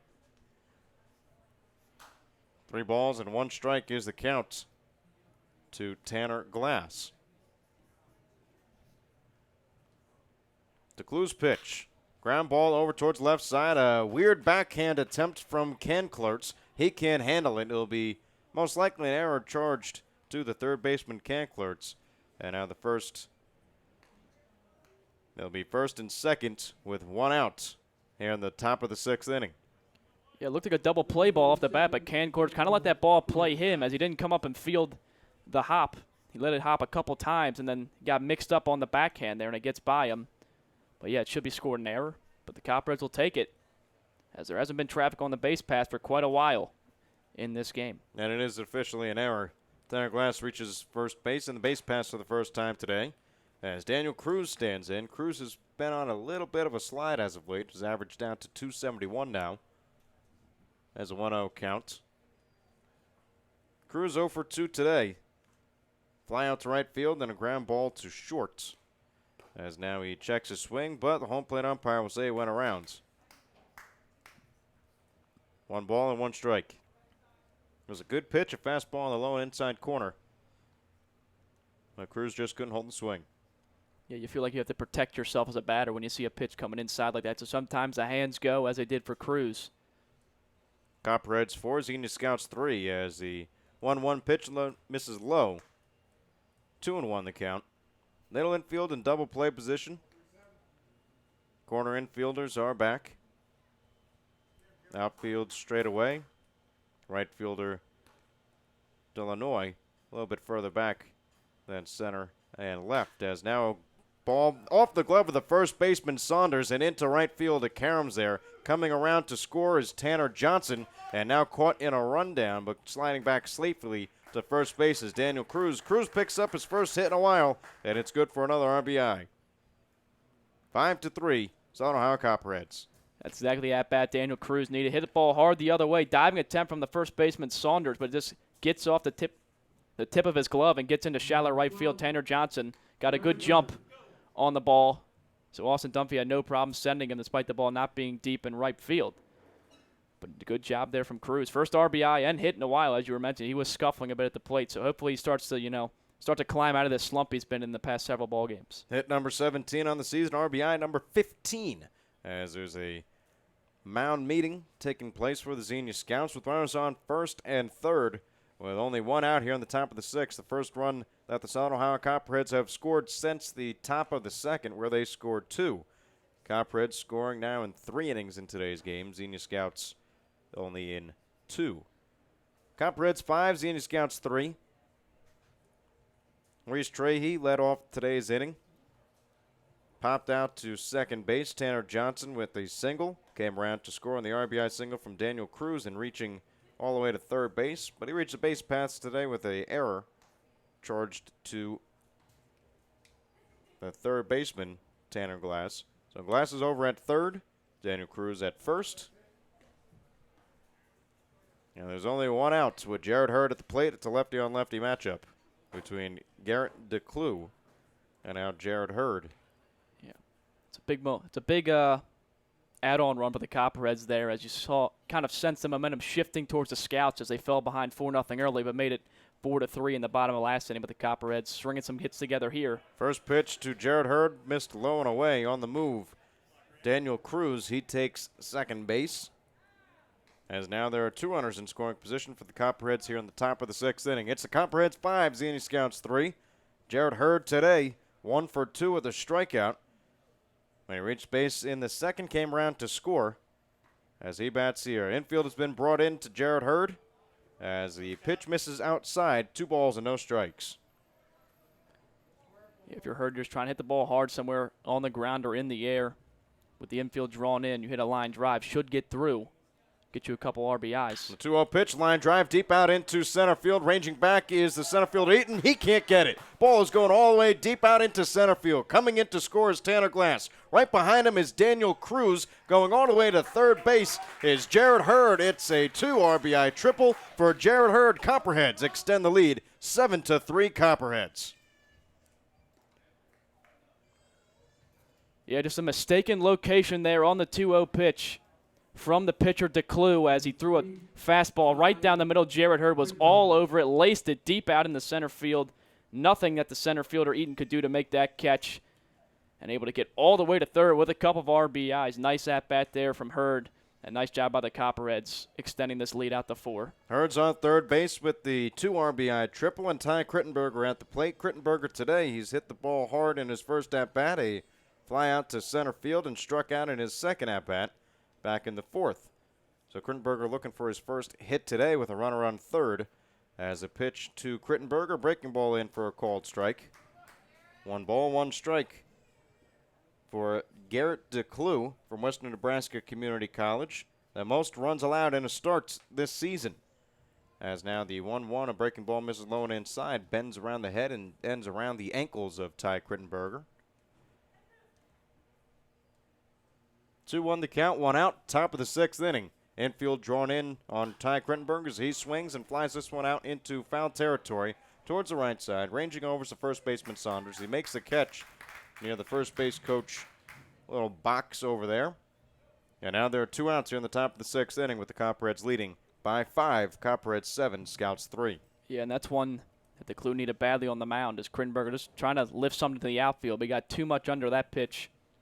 Just pops it in foul ground down the first baseline. Now 2 away. Iverson's got to pick up a base hit to score that runner from third.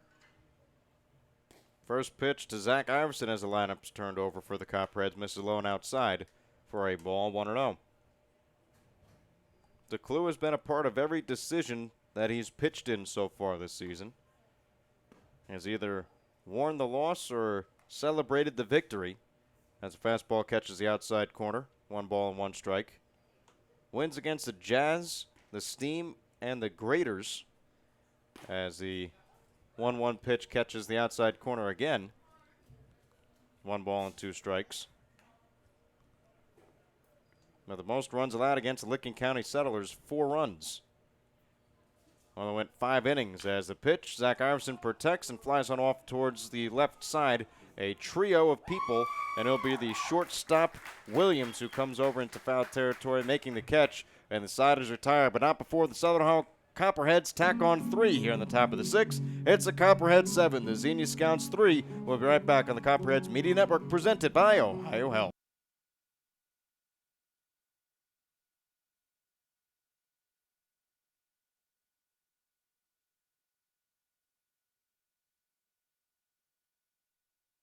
Jackie O's Pub and Brewery is the official pregame and postgame hangout for the Copperheads. Be sure to meet us there before and after every game. From your pint to your plate, Jackie O's proudly presents over 40 beers on draft, produced right here in Athens.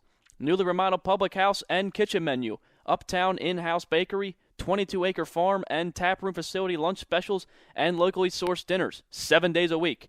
100-plus person outdoor patio, uptown. Learn more at JackieO's.com, Instagram, or Facebook today.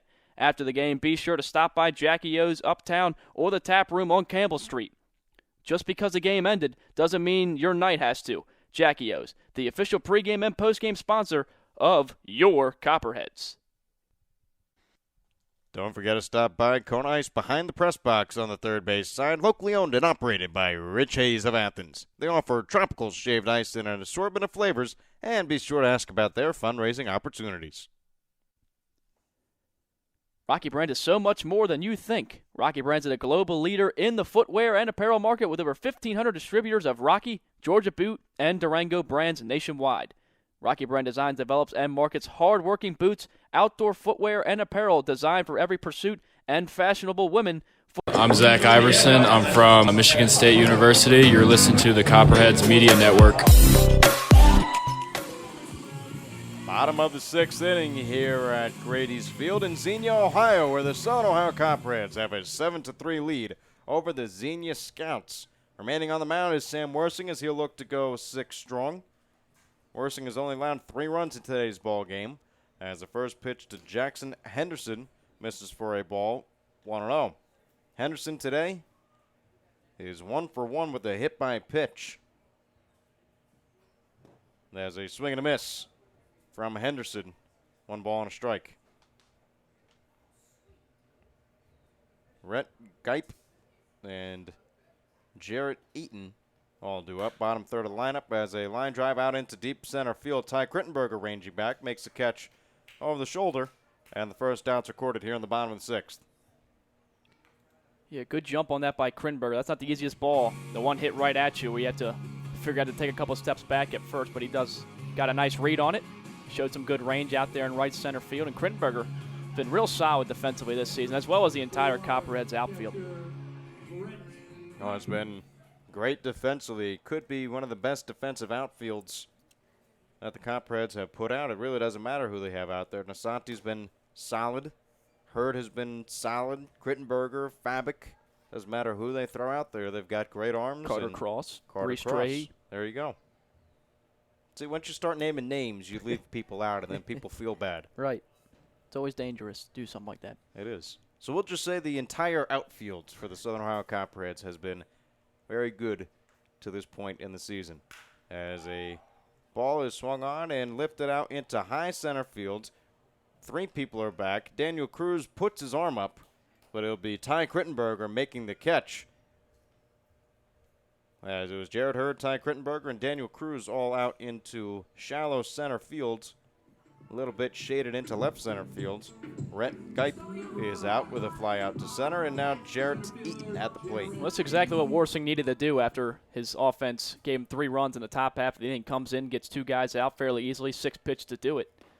Number 9 batter in the lineup, Jared Eaton, swings through the fastball offering from Sam Worsing.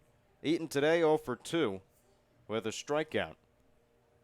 His other at bat, he grounded out to short as he dances away. Fastball at the legs of Jared Eaton. 1 ball, 1 strike. Sam Worsing pitching from the windup. He's ready and deals. A 1-1 pitch is a breaking ball that doesn't break and misses low and away. 2 balls and a strike. Should Jared Eaton extend the inning? Well, the lineup will turn over to Brett Williams as he's on deck as a swing and a miss from Jared Eaton. Now the count is at 2 balls and 2 strikes with 2 outs here in the bottom of the 6th inning. Copperhead 7, Xenia Scouts 3. Sam Worsing working quick. The pitch is fouled off right into the netting in front of the press box, and count will remain at 2 balls and 2 strikes. Interested to see where Worsing goes. He threw a changeup in the last 2 pitches. Now the 2-2 is taken low and inside. Ball 3, a close pitch from Sam Worsing. Thought he painted the inside corner. Just missed. And now the count is run full to the 9-batter, Jared Eaton. The pitch to Eaton is swung on. A protection swing. Could have been ball 4 as the pitch looked high and away. But a nice pitch from Sam Worsing brings a count and keeps the count at 3 balls and 2 strikes. Almost immediately, Worsing moves the pitch. Same spot as last time, but this time Garrett Eaton does not swing, and it's ball 4. The 4th walk allowed by Sam Worsing in today's ball game, just the first since the 3rd as we're here in the bottom of the 6th. Yeah, trying to catch him off balance there on that 3-2 pitch. He was on the fastball, fouled it back the pitch before, so he tried to take something off that one, but it just stayed outside. So good discipline there from Eaton to lay off it. Brent Williams now stands in from the left side. As the first pitch from Sam Worsing, missed alone inside.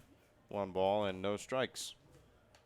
For Sam Worsing, looking to go and match his season high in innings pitched. He went 6 against the Green Giants and 6 against the Cincinnati Steam as they swing a foul back to the net. 1 ball and 1 strike with 2 outs here in the bottom of the 6th. Best outing came against the Cincinnati Steam, only allowed 1 run through 6 innings. Only gave up 1 walk and struck out 9 batters as the breaking ball misses low and away. 2 balls and a strike.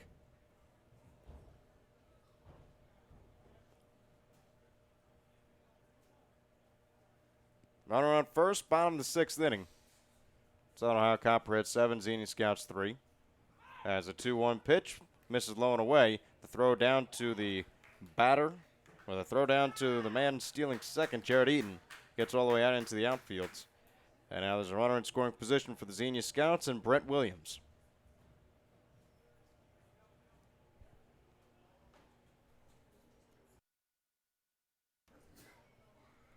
So 2 balls, 2 strikes, 2 outs here in the bottom of the 6th. There's the catcher, Tanner Johnson, taking his time. rearranging his shin pads, make sure everything works. Now Brett Williams today, 2 for 3. Single in the first and third and grounded out to second in the fourth. As the 2-2 pitch is swung on, and it's a jam job over to the opposite side for a lefty batter. The third baseman, Tanner Glass, makes the catch right on the edge of the infield, and the side is retired. Southern Ohio Copperheads 7, Xenia Scouts 3. We'll be back in the top of the 7th inning. Joe Medor will have you for the rest of the game. We'll be right back on the Copperheads Media Network, presented by Ohio Health.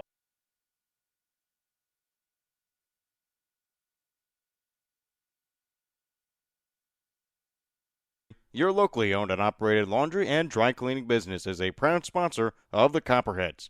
Stop by 15 West Stimson for all your laundry and dry cleaning needs. It's a grand slam when you shop locally.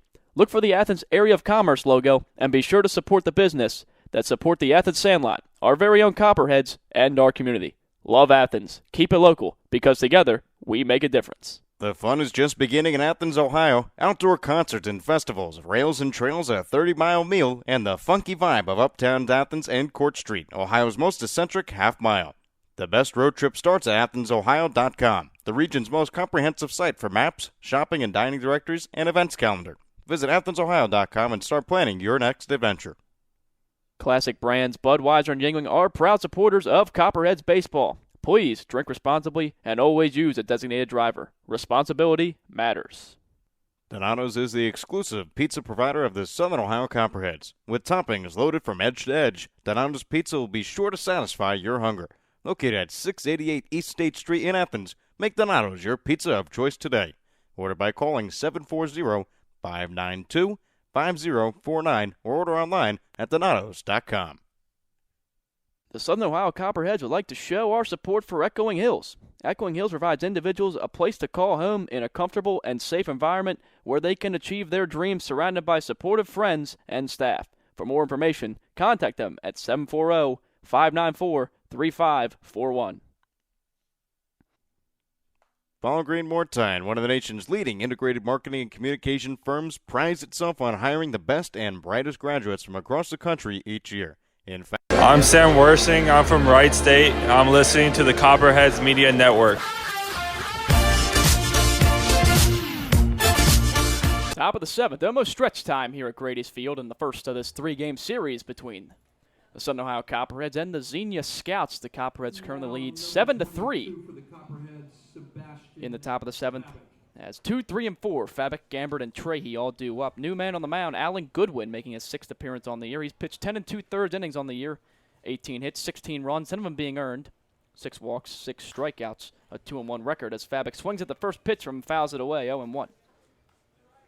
But holds a 6.56 ERA. Opponents are batting .375 off him so far this season. Has a whip up above 2, so a lot of traffic on the base paths when Goodwin has came into the ball games this year. As the 0-1 pitch, Fabic swings and again fouls it over the first base dugout, quickly behind 0-2. But Fabic, a couple of doubles, 3 RBIs in his first 2 at-bats, then ground into a 5-4-3 double play his last time up. As the Copperheads scored 3 in the top of the 6th to push their lead out to 7-3. As the 0-2 into Fabic bounces in the dirt, blocked by the catcher. Geip will be a 1-2 now to Sebastian Fabic. But the Clue went through 6 innings, giving up 7 runs, 9 hits. As only 6 of those runs being earned, a couple of strikeouts. Didn't walk a batter. But right now in line for the loss if the result remains the same throughout these final 3 innings. As Goodwin finally back up on the rubber, deals the 1-2 into Fabic, swung on and chopped foul towards Austin Dunphy in the third base coaching box. And Fabic will stay alive in the count at 1-2.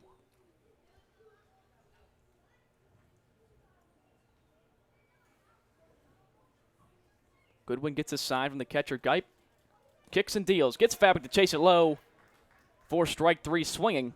First time Fabic is set down on strikes in the ball game. Now 2 for 4. As Goodwin strikes out the first batter he faces, now Chris Gambert will come up.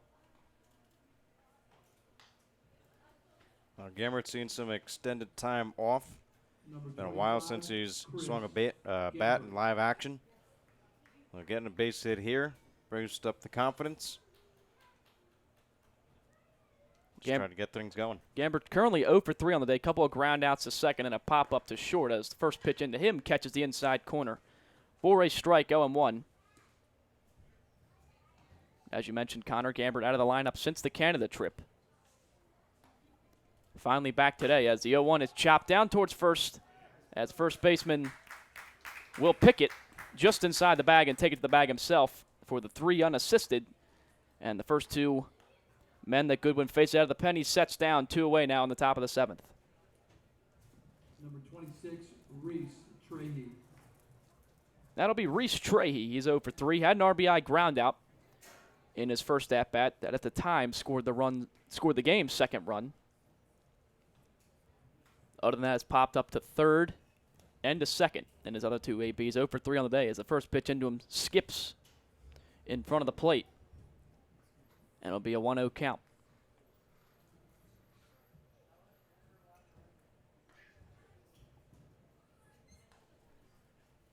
As 1-0 pitch will miss a little bit high and outside to Reese Trey. He's now up in the count 2-0.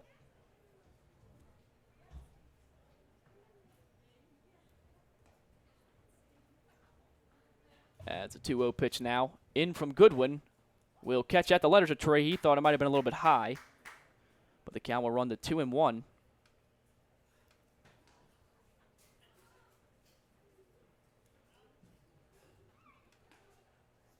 As a 2-1 now from Trey. Hit up the middle. Sounded like he might have shattered his bat as second baseman Williams will range over and make the play in time to get Trey by a step.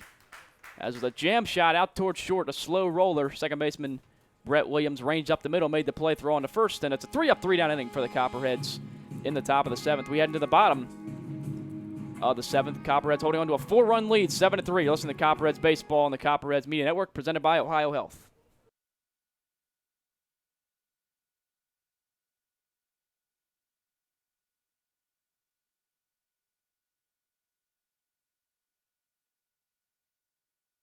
Ambassador Laundry, your locally owned and operated laundry and dry cleaning business, is a proud sponsor of the Copperheads. Stop by 15 West Stimson for all your laundry and dry cleaning needs. It's a grand slam when you shop locally. Look for the Athens Area Chamber of Commerce logo and be sure to support the businesses that support the Athens Sandlot, our very own Copperheads, and our community. Love Athens. Keep it local, because together we make a difference. The fun is just beginning in Athens, Ohio. Outdoor concerts and festivals, rails and trails, a 30-mile meal, and the funky vibe of uptown Athens and Court Street, Ohio's most eccentric half-mile. The best road trip starts at AthensOhio.com, the region's most comprehensive site for maps, shopping, and dining directories, and events calendar. Visit AthensOhio.com and start planning your next adventure. Classic brands Budweiser and Yingling are all proud supporters of Copperheads Baseball. Please drink responsibly and always use a designated driver. Responsibility matters.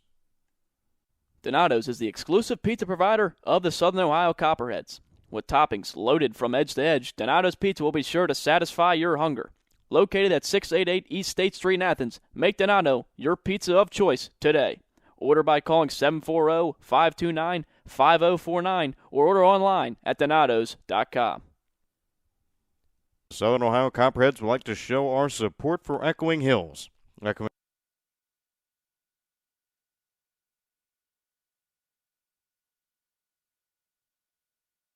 Ty Krinberger from Pompano, Florida. You're listening to Ched's Media.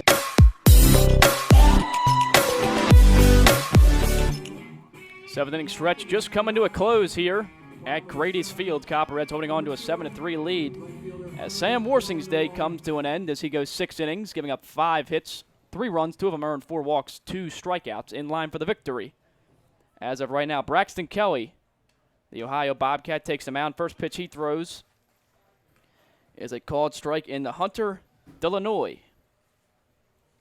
But Kelly on the season making his 9th appearance as the 0-1 pitch fouled back into the screen. Doesn't have a record. That's a 2.28 ERA in 15 and third innings pitched, 21 strikeouts, 4 walks, has 3 saves on the year. As his last outing was just on Sunday where he gave up 3 runs in an inning pitch. All of them earned 3 hits, a couple walks, and a strikeout, facing 8 batters against the Lima Locos. As now him and Tanner Johnson trying to get some things sorted out on the mound. As Johnson has not caught Braxton Kelly yet in this summer. As of course, Johnson only joining the team over the weekend, this past weekend, and has played in every game since.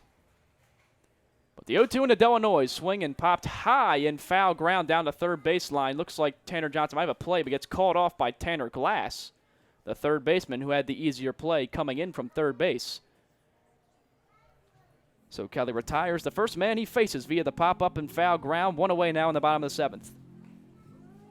Yeah, that's a good way to get the first out for Braxton Kelly, as he'll most likely be on for 7, 8, and 9. We know how Austin Dunphy likes to extend his batters and try to get them use them to their best abilities. Well, first ball swinging now. And that ball is fouled out of play. Chris Gambert will run out of room down the first base line. Cody Canklers. As Canklers on the day, 0 for 3. Flew out to right field, struck out looking, and reached on an error. Came around to score his last time up. As we take a look at some of the other scores in the GLSCL, the Cincinnati Steam knocked off the Richmond Jazz earlier today, 8-7, as the Steam continue to hang on to first place in the league, now at 15-10. Lima Locos are beating the St. Clair Green Giants in the North Division as the 0-1 pitch catches the outside corner to Canklers for a strike. He's down 0-2. Michigan Monarchs up on the Galleon Graders, 1-0. And a couple other games are delayed due to rain right now as the 0-2 pitch chasing the dirt by Canklers, corralled by Tanner Johnson, throwing to first, pulls Chris Gambert off the bag. So despite striking out, Canklers able to reach first base safely on the drop third strike. And there's a runner on with 1 away in the bottom of the 7th. Nothing really Braxton Kelly could have done there. Did his job, got the strikeout, and just could not complete the strikeout on the drop strike. So now Steven Saunders, who's had a couple of loud at-bats his last couple times up, hit a 2-run double.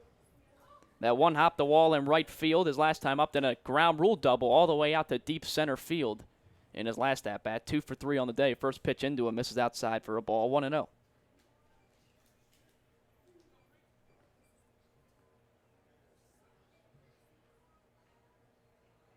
As 1-0 pitch catches the outside corner for a strike, 1-1. But you mentioned Kelly perhaps staying on for the final 3 innings. He has had 1 3-inning outing back on June 13th against the Cincinnati Steam in a 9-1 Copperheads victory. As 1-1 pitch is driven out into right field, and that will land just foul down in the right field corner. So Saunders a little bit out in front of the fastball, and now he's down in the count 1-2. That was a hard hit ball from Steven Saunders. Braxton Kelly just has to remember that ball was foul. It did no damage. So Saunders on the fastball there. See if where Kelly wants to go next. As he is up in the count, 1-2. Copperheads lead at 7-3 in the bottom of the 7th. 1 away, runner on first base. The 1-2 into Saunders is taken just a bit low, as Kelly thought he might have had him looking, but that'll even up the count at 2.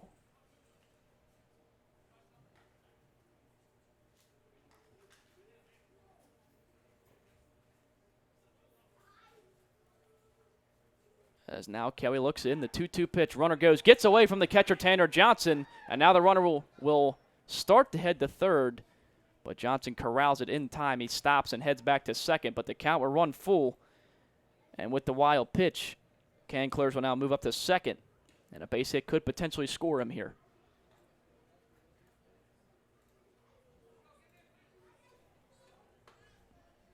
So Kelly now has first base open. We'll see what he'll opt to do to Saunders, who's had a hot day at the plate. Full count pitch swung on and popped up in foul ground. Tanner Johnson looks to have it lined up behind the dish. Now he backpedals and able to hang on and make the catch. So a big out recorded there from Kelly. Gets Saunders to pop it up high in foul ground to the catcher, Tanner Johnson, and now 2 away for Brett Carson, the DH.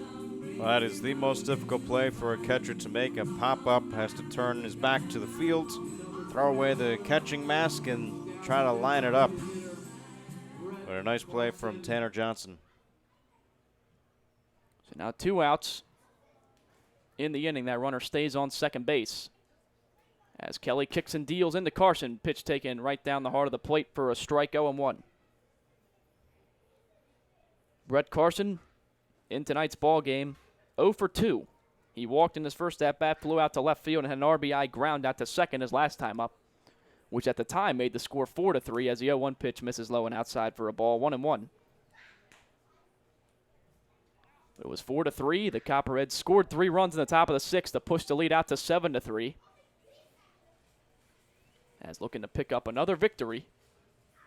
As the 1-1 pitch catches the outside corner for a strike. Carson thought it didn't. Running out, breaks for third late, and the throw is not in time. The throw beat him to the bag, actually, but Tanner Glass missed the tag. Not sure what exactly made Cancler's run on that, but it ends up working out. The count is now 1-2. Well, you never question it if it goes in your favor. As for some reason, Cancler's did go over, and it was safe. Well, now a base hit will definitely score him with 2 away, as he now is just 90 feet away from scoring. But it's a 1-2 pitch into Carson, and he swings and fouls it well out of play down the third baseline, and he'll stay alive in the count, 1-2. So I counted as a delayed steal for Canclers. The ball did not get away from Tanner Johnson, but he goes down. The throw did beat him. Tanner Glass was unable to apply the tag in time. But the 1-2 pitch into Carson bounces in the dirt, gets away from Tanner Johnson, and now that run will come in to score. So Canclers, he reaches on a drop third strike, gets around the bases on a couple wild pitches, and he'll come in to score. Score now 7-4 with 2 away in the bottom of the 7th. No runners on.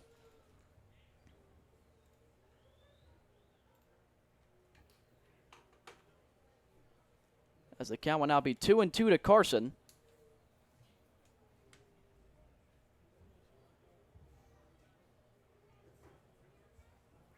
As Kelly tries to get out of this innings, pitch swung on, a soft liner out in the center field. Coming in is Ty Crittenberger. He will make the catch on the run in shallow center field, and the side will be retired, but not before the Scouts cut the lead down to 3. It's 7-4 heading to the top of the 8th. You're listening to Copperheads Baseball on the Copperheads Media Network, presented by Ohio Health.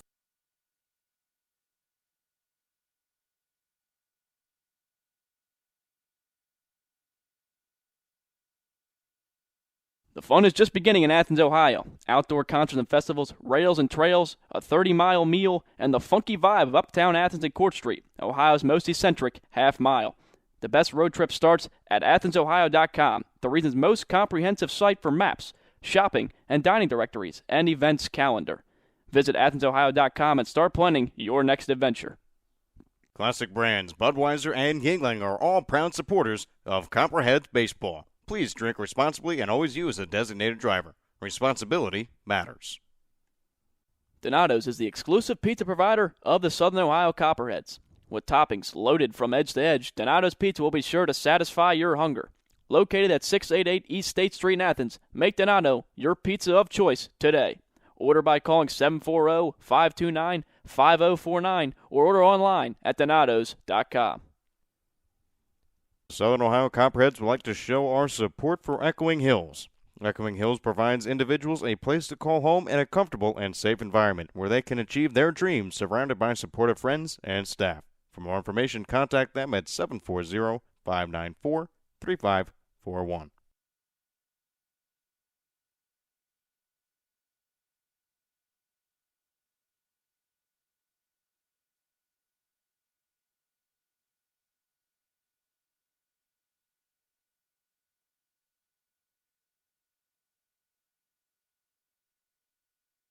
This is Austin Dunphy, the manager with the Southern Ohio Copperheads, and you're listening to the Copperheads Media Network.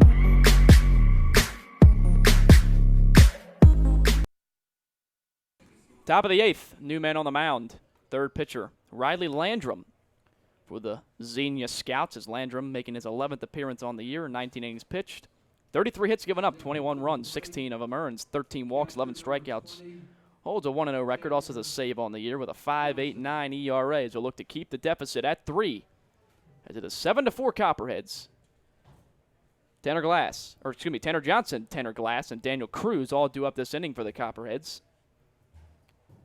As here comes Landrum's first pitch into Tanner Johnson. Misses low for a ball, 1-0. Tanner Johnson has a couple of singles in the ball game, 2 for 3. Came around to score back in the 6th inning.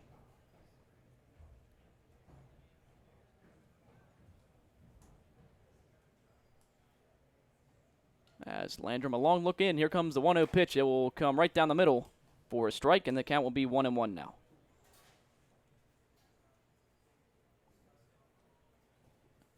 Copperheads looking to get back to 2 games above 500 with a victory in this one, as they currently sit at 12-11. The 1-1 pitch swung on and popped high down towards the third baseman Cankler. He comes over towards the third base coaching box, makes us the catch in foul ground. So it takes 3 pitches to retire Tanner Johnson, 1 away in the top of the 8th. Well, Copperheads need to get this game. Of course, a half game up against the Xenia Scouts, but picking up a win today was the Cincinnati Steam. They're now 7-3 over the last 10 games. Really catching fire right when it matters. As the Steam are the one team that the Copperheads won a series against in the South Division. They beat them 2 out of 3 at Bob Wren Stadium. As the first pitch into Tanner Glass is now grounded towards Cankler's at 30. Fires it on to first base in time. So a couple of quick outs for Landrum out of the bullpen. 2 away now in the top of the 8th. As the Copperheads, after this 3-game set, head on out to Cincinnati for the 3-game weekend series. Friday the 5th, Saturday the 6th, and Sunday the 7th. As before that, though, they still got a couple against this Xenia Scouts team tomorrow and Thursday. Of course, Thursday being the 4th of July, a 2 o'clock game that day. As the first pitch into Daniel Cruz is laced out towards short, but a nice leaping catch by the shortstop. Williams takes away a base hit from Daniel Cruz, possibly more, as that ball had the gap written over it, but Williams jumps up, makes the catch, and the side's retired in the top of the 8th inning. Heading into the bottom of the 8th, Copperheads holding on to a 7-4 lead, looking for 6 more outs to pick up the victory over the Scouts. You're listening to Copperheads Baseball on the Copperheads Media Network, presented by Ohio Health.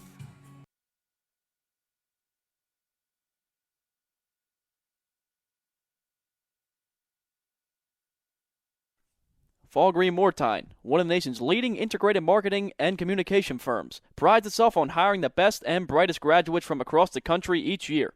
In fact, the company is home to many Ohio University alumni. For more details on internships and employment opportunities, visit www.fallgreenmortine.com. You'll be living the life if you stay at the Holiday Inn Express with a free complimentary breakfast, high-definition televisions in all the rooms, and free Wi-Fi, in addition to being the only non-smoking hotel in Athens. Live the life, Holiday Inn Express. Fans, Jackie O's Pub and Brewery is the official pregame and postgame hangout for the Copperheads. Be sure to meet us there before and after every game. From your pint to your plate, Jackie O's proudly presents over 40 beers on draft, produced right here in Athens. Newly remodeled public house and kitchen menu, uptown in-house bakery, 22-acre farm and taproom facility lunch specials, and locally sourced dinners, 7 days a week. 100-plus person outdoor patio, uptown. Learn more at JackieO's.com, Instagram, or Facebook today. After the game, be sure to stop by Jackie O's Uptown or the Tap Room on Campbell Street. Just because the game ended doesn't mean your night has to. Jackie O's, the official pregame and postgame sponsor of your Copperheads. I'm Zach Iverson. I'm from Michigan State University. You're listening to the Copperheads Media Network.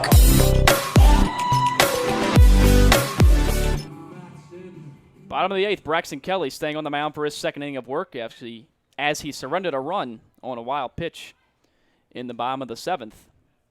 The Copperheads hold a 7-4 lead over the Scouts as first pitch in to Logan Matson. I guess missed a little bit high for a ball above the letters 1-0. But no hits surrendered by Kelly last inning as a runner reached on a drop third strike, came around on a couple wild pitches to score as the 1-0 is flied fairly deep out in left field. Backing up is Jared Hurd all the way back to the wall, and it carries over for a homer. So Matson unloads one to lead off the bottom of the 8th. Back-to-back innings, the Scouts have scored runs off Braxton Kelly. It's now only a two-run Copperheads lead, 7-5. Well, the good news is Copperheads still have that 2-run lead after getting those 3 runs in the 6th. They'll just have to survive this and continue to pitch and try to get out of this with a win. So the homer off the bat of Matson. Now the first pitch into Jackson Henderson, misses for a ball, 1-0. As now the 1-0 pitch foul back into the screen by Henderson. He'll even up the count at 1. For Matson, that's his first homer on the season, and it wasn't a cheapie. Well over that left field wall, also his 12th RBI on the year. As that pitch will miss for a ball, now 2-1. But Matson came in second on the team in batting average, as 2-1 pitch is now swung on and hit off the end of the bat by Henderson back into the screen. Even up the count at 2. Kelly just needs to take it pitch by pitch, out by out. Let's get out of this 8th inning. Not allowing any more runs. Count is even at 2. Braxton Kelly just surrendered a homer, looking to rebound. Here comes the 2-2 pitch, flied out into shallow right field. Coming in is Sebastian Fabic. He will slide and make a catch out in foul ground. Nice way of tracking the ball by Fabic. Comes running all the way in, comes sliding, catches the ball on his right side, records the first out at the bottom of the 8th. Now, what was that we were talking about earlier about superb defense? All over the field in the outfield for the Copperheads this year. Fabic coming in, making a tremendous play out there. Sliding towards the line, knows where the fence was, and beautiful catch. So with that, Rhett Gipp will dig in. First pitch into him. Catches the zone at the letters for a strike, 0-1.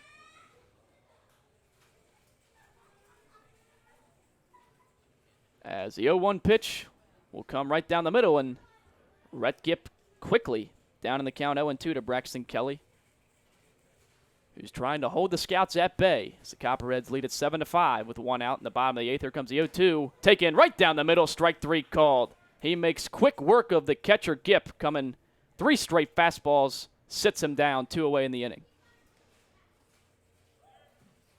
Second strikeout of the day for Braxton Kelly, and 1, 2, 3, see you later. So now the 9-hitter Jared Eaton comes up to bat, 0 for 2 with a walk so far today. First pitch into him, catches the outside corner for a strike, 0-1 as Kelly starting to get into a groove out on the mound, working very quickly. As back up on the rubber, 0-1, another fastball. This one misses up high for a ball, 1-1.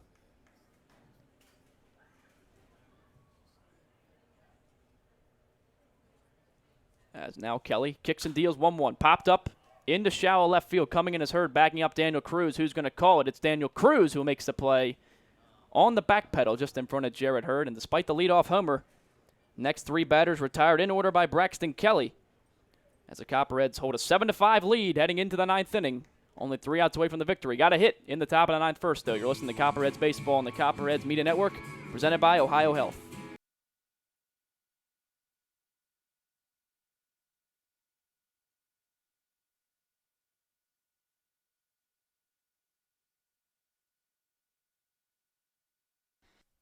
Don't forget to stop by Kona Ice behind the press box on the third base. Owned and operated by Rich Hayes of Athens. They offer tropical shaved ice in an assortment of flavors, and be sure to ask about their fundraising opportunities. Rocky Brand is so much more than you think. Rocky Brand is a global leader in the footwear and apparel market with over 1,500 distributors of Rocky, Georgia Boot, and Durango brands nationwide. Rocky Brand designs, develops, and markets hard-working boots, outdoor footwear, and apparel designed for every pursuit and fashionable women, footwear that invites you to live a little on the edge. And they do it all right here in Southeast Ohio. To see the whole Rocky Brand story, go to rockybrands.com. State Farm and Agent Shauna Stump are proud supporters of Copperhead Baseball. Visit our West Union Street office or call 593-6882 today to discuss all your insurance and financial services needs. She's celebrating 14 years of service in the Athens community. Like a good neighbor, State Farm is there. Snyder, Fuller & Stroh is one of the premier financial and insurance firms in the region. If you have questions regarding your financial, insurance, or employee benefit package, please call Mark Snyder, Jim Fuller, or Dan Stroh at 740-594-8385 or visit them online at www.snyderfullerstroh.com. That is SNIDERFULLERSTROH.com. The Cat's Eye Saloon at 12 North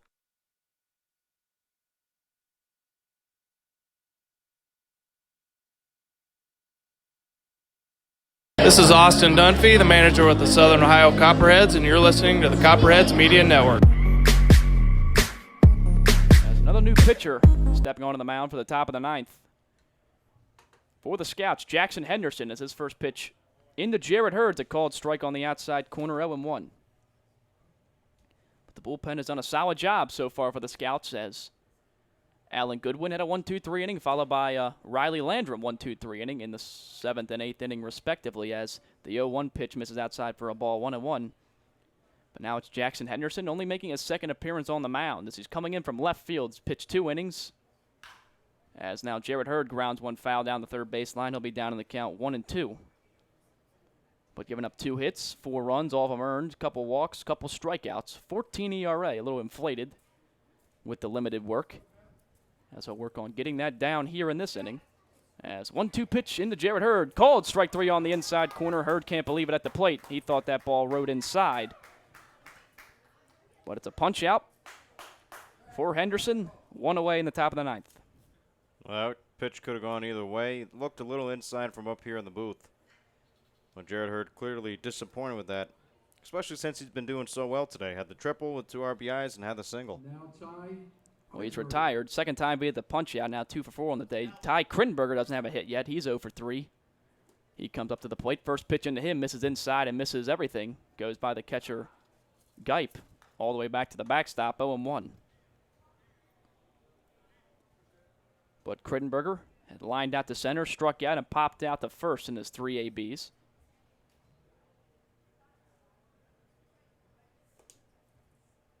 As here comes the 1-0 pitch in from Henderson. It's a breaking ball, catches the inside corner. Evens up the count at 1 to Krittenberger.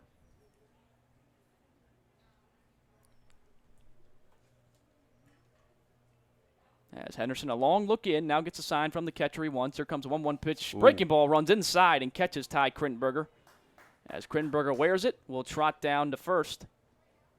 Appears to be okay. Although you could see it stung a little bit from the expression on his face, but a 1-out base runner for the Copperheads as the lineup turns over. And just to notify the new left fielder as Jackson Henderson moved to pitch, Brett Carson, the designated hitter, went from DH to left field, so Carson's out and left. As a DH spot forfeited when you keep the pitcher in the lineup. First pitch into the leadoff man, Zach Iverson misses inside for a ball, 1-0. Iverson 2 for 3 on the day. He was hit by a pitch to score the game's first run the last time up. Had a double, a single, and has also popped up to the shortstop as the 1-0 pitch misses outside to him, 2-0 now. As that's the first base runner allowed by the bullpen for the Scouts on the hit by pitch. As Copperheads lead at 7-5, looking to hold on and pick up their 13th victory on the year, move on to 13-11. 2-0 pitch in Iverson, misses low for a ball. He's way up on the count now, 3-0.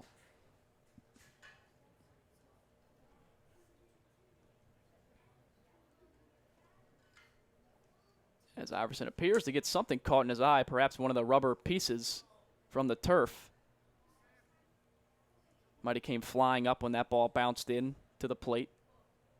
Appears ready to go now, back in the box.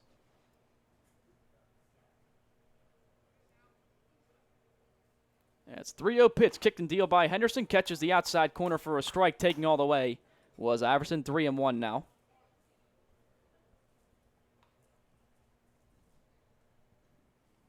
Krittenberger with a decent lead over at first. 1 away in the inning, 7-5, Copperheads lead it. Here comes a 3-1 in the Zach Iverson. Big cut by Iverson, but he fouls it away over the third base dugout. And the count will run full, trying to battle all the way back is Jackson Henderson, and after falling behind 3-0.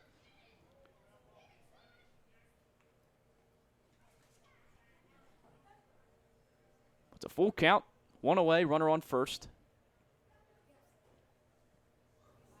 Copperheads perhaps looking to plate a couple more insurance runs as they lead it by 2. It's a pickoff attempt now to Ty Krittenberger. Tag not applied by the first baseman. He dives back easily. Keeping him honest at first base. As we'll see, is with 1 away, Austin Dunphy will send the runner on first, as Iverson has a pretty good handle of the bat. Runner does not go. Full count pitch runs inside, gets away from the catcher, Geip. So it'll be a walk for Zach Iverson. Trotting down to second is Ty Krittenberger. And there'll be 2 runners on with 1 out. Sebastian Fabic due up next. Copperheads have to capitalize right here, get that lead back up. Only 2 runs now. They're up 7-3. Couple innings ago. Just give it as much room for Braxton Kelly as possible to close out this game. So now Sebastian Fabic started off the game with 2 doubles, 3 RBIs, and a Bs, then grounded into a double play and struck out his last 2 times up. As he made a nice sliding catch in the bottom half of the 8th and foul ground in right field. First pitch into him, catches at the knees on the outside corner for a strike. 0-1 now to Fabic.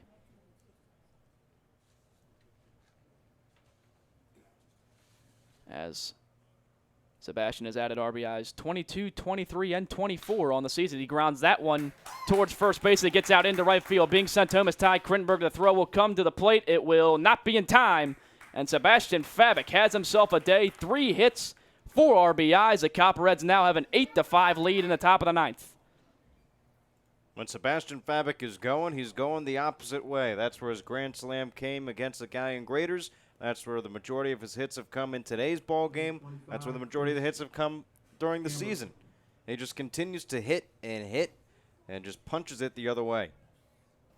So now he's 3 for 5 on the day. Iverson is now on second base. Fabic on first for Chris Gambert. As the pitch misses to Gambert in the dirt, blocked by the catcher Geip. 1-0.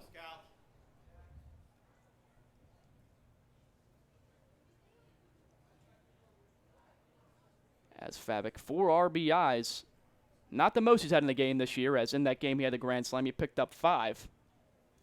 But now that pitch misses to the catcher. Geip gets away from. Those runners will move up into scoring position. It'll be a 2-0 count for Chris Gambert. With ducks on the pond, Copperheads trying to push this lead out even further in the top of the 9th. Geip trying to backhand the ball, pick it up and scoop it. Just had to go down and block it. Went right underneath his glove. Copperheads now have 8 runs on 10 hits and an error. Scouts 5 runs on 6 hits and an error. As a 2-0 pitch into Gambert. Infield drawn in, is swung on and chopped foul. Down the first baseline, it'll be a 2-1 count to Gambert.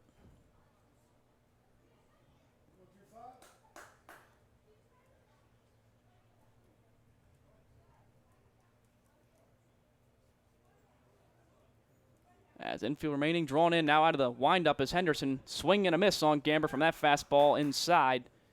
Evens up the count at 2. Zach Iverson leads off third. Sebastian Fabic off second. 8-5 Copperheads lead with 1 away in the 9th. Here comes the 2-2 into Gambert. Swung on and missed. He chased the fastball up high. So Gambert now has an 0 for 5 day. And 2 away now in the inning. He's going to take a base hit to score those 2 runs. Reese Trahey will look to do it. Reese Trahey.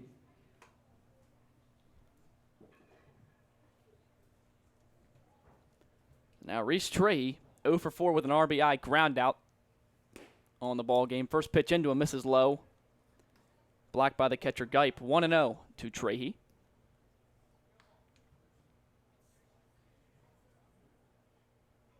As now the 1-0 pitch will miss just outside to Trahey, and he'll be up in the count 2-0.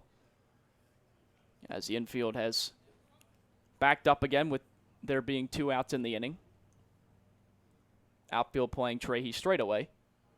As a 2-0 pitch, check swing from Trahey, called a swing by the home plate umpire as he thought he kept the hands back, but not seen that way by the umpire. 2-1. Seems like anything close on a swing, it's going to be called a strike. So Trahey trying to regroup, still up in the count, 2-1. Here comes a pitch from Henderson that will catch at the knees for a strike, and the count now runs even at 2-2 to Trahey with 2 outs, 2 runners on in the top of the 9th. 8-5, Copperheads lead it.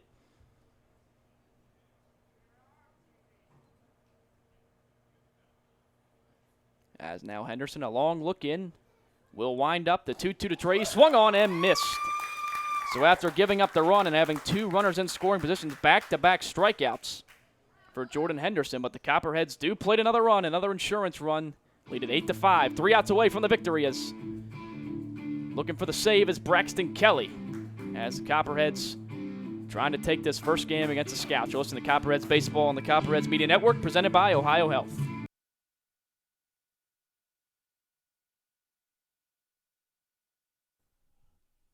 The Cat's Eye Saloon at 12 North Court Street features a great selection of craft beers on tap and in the bottle 365 days a year. The Cat's Eye Saloon is a proud supporter of the Southern Ohio Copperheads and all Ohio University athletics. The Cat's Eye Saloon, your home away from home, open 7 days a week. The Copperheads would like to thank Wendy's for their support of the team and players. If you're hungry, stop into Wendy's located off Richland Avenue and East State Street. Check the back of your ticket stub for a free small Frosty with any purchase. Stephanie Wood with Ohio Realty. She will help you find your next safe home. Stephanie Wood, bringing home the results and going the extra distance. Snyder, Fuller, and Stroh has supported the Copperheads since 2002. We're proud of that affiliation and excited to sponsor Fireworks Night again this year on June 29th. As one of the premier financial and insurance firms in the region, Snyder, Fuller, and Stroh is focused on helping our clients secure their financial future. What's your plan? Give us a call at 594-8385.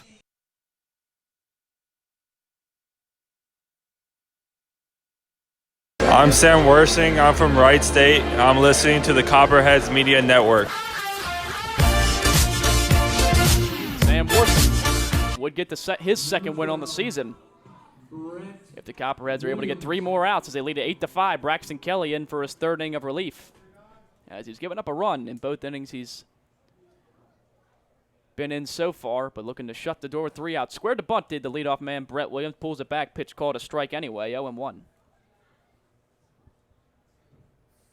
As that will bring Tanner Glass in from third now. But a 2-for-4 day for Brett Williams. He swings and misses at the 0-1 fastball. Tick behind it, now down in the count 0-2.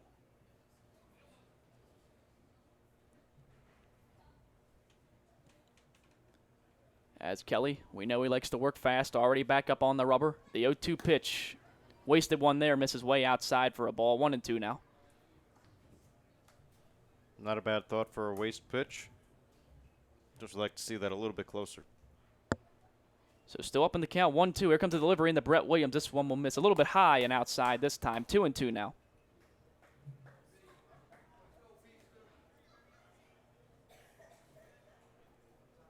As here comes a 2-2 pitch now from Braxton Kelly. Swung on and fouled back into the net by Brett Williams. So he's battling. Kelly looking to pick up his 4th save on the season if he can finish this one out for the Copperheads. As a 2-2 pitch. Thrown and caught on the outside corner. Strike 3 called. Painting the black is Braxton Kelly. His 3rd strikeout on the outing. 1 away now in the bottom of the 9th. Like you said, painted the outside corner. Might have been a little bit high, but nonetheless, called a strike, gets the out. Leadoff man retired. Hunter Delanoy will try to get something going for the Scouts as Delanoy 0-for-3 on the day. Drew a walk, came around to score in the 3rd inning as first pitch into him rides high from Kelly for a ball. 1-0.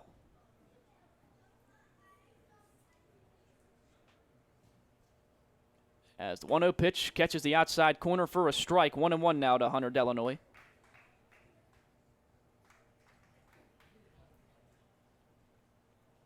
As now the 1-1 from Kelly. Swung on and missed. Big rip taken by Delanoy, but now will have to shorten up. Down in the count 1-2. As if Kelly can record the final 2 outs, it would match his longest outing on the year. As the 1-2 pitch took something off, it gets Delanoy to chase it outside. Back-to-back strikeouts in the 9th inning. Now Braxton Kelly 1 out away from giving the Copperheads their 13th victory on the year.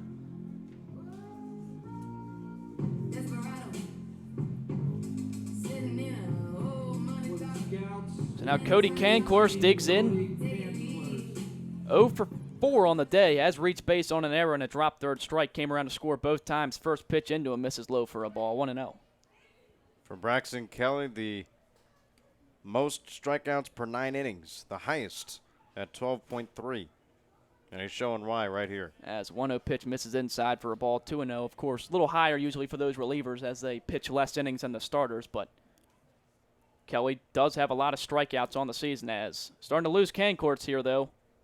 2-0 pitch misses outside for a ball, 3-0. And there's trouble in the on-deck circle with Steven Saunders, who's 2 for 4 with a couple of doubles, 2 RBIs, as 3-0 pitch in the can clears, misses outside.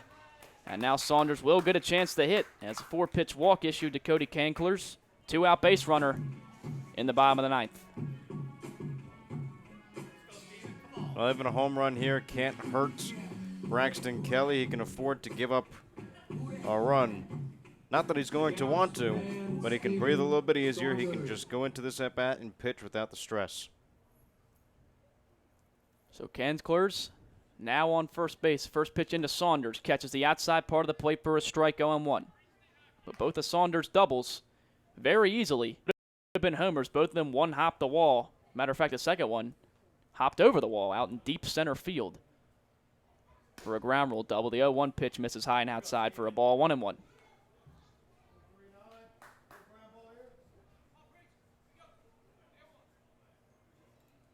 So 2 away. Runner leads off first. Copperheads 1 out away from an 8-5 victory. The 1-1 into Saunders. Taking strike 2, down the middle. It'll be a 1-2 count now with 2 away. So Kelly just a strike away from recording the save and picking up the victory. Checks the runner at first real quick. Now comes set. The 1-2 pitch into Saunders. Check swing, able to hold back on the pitch in the dirt, blocked by Tanner Johnson. That's where he wanted Kelly to throw it. And it'll even up the count at 2. Good pitch from Braxton Kelly. Almost got Steven Saunders to chase it in the dirt. Or an even better job for Saunders to hold off. So Saunders still alive in the at-bat. Here comes a 2-2 pitch from Kelly with 2 away in the inning. Pitch swung on and lined out into center field. Coming in is Ty Crittenberger. He will make the catch on the run in shallow right center field, and that's the ball game. The Copperheads come into Grady's Field and pick up the first of 3 against the Xenia Scouts. An 8-5 victory. The win goes to Sam Worsing. The save to Braxton Kelly, his 4th on the year. 2nd win for Worsing. The Copperheads now at 13-11 with the victory here tonight. Just an overall good performance from the Southern Ohio Copperheads, picking up the 8-5 win. Pitching was good from Sam Worsing and from Braxton Kelly. A couple runs were allowed, but in the end, you pick up the win. You keep pace with everybody ahead of you, and you just continue to try to string together a win streak and continue to win. God bless. Good night.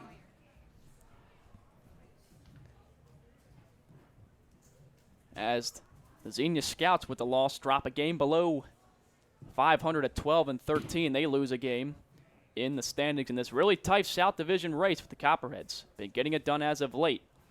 7-3 over the last 10. Able to rebound on the loss from Sunday against Lima and pick up the victory here today. Looking to pick up a series win in the ballgame tomorrow as we're right back here at Grady's Field at 7:05 for Game 2 between the Copperheads and Scouts. For Connor Mills, I'm Joey Medor signing off. We'll see you tomorrow.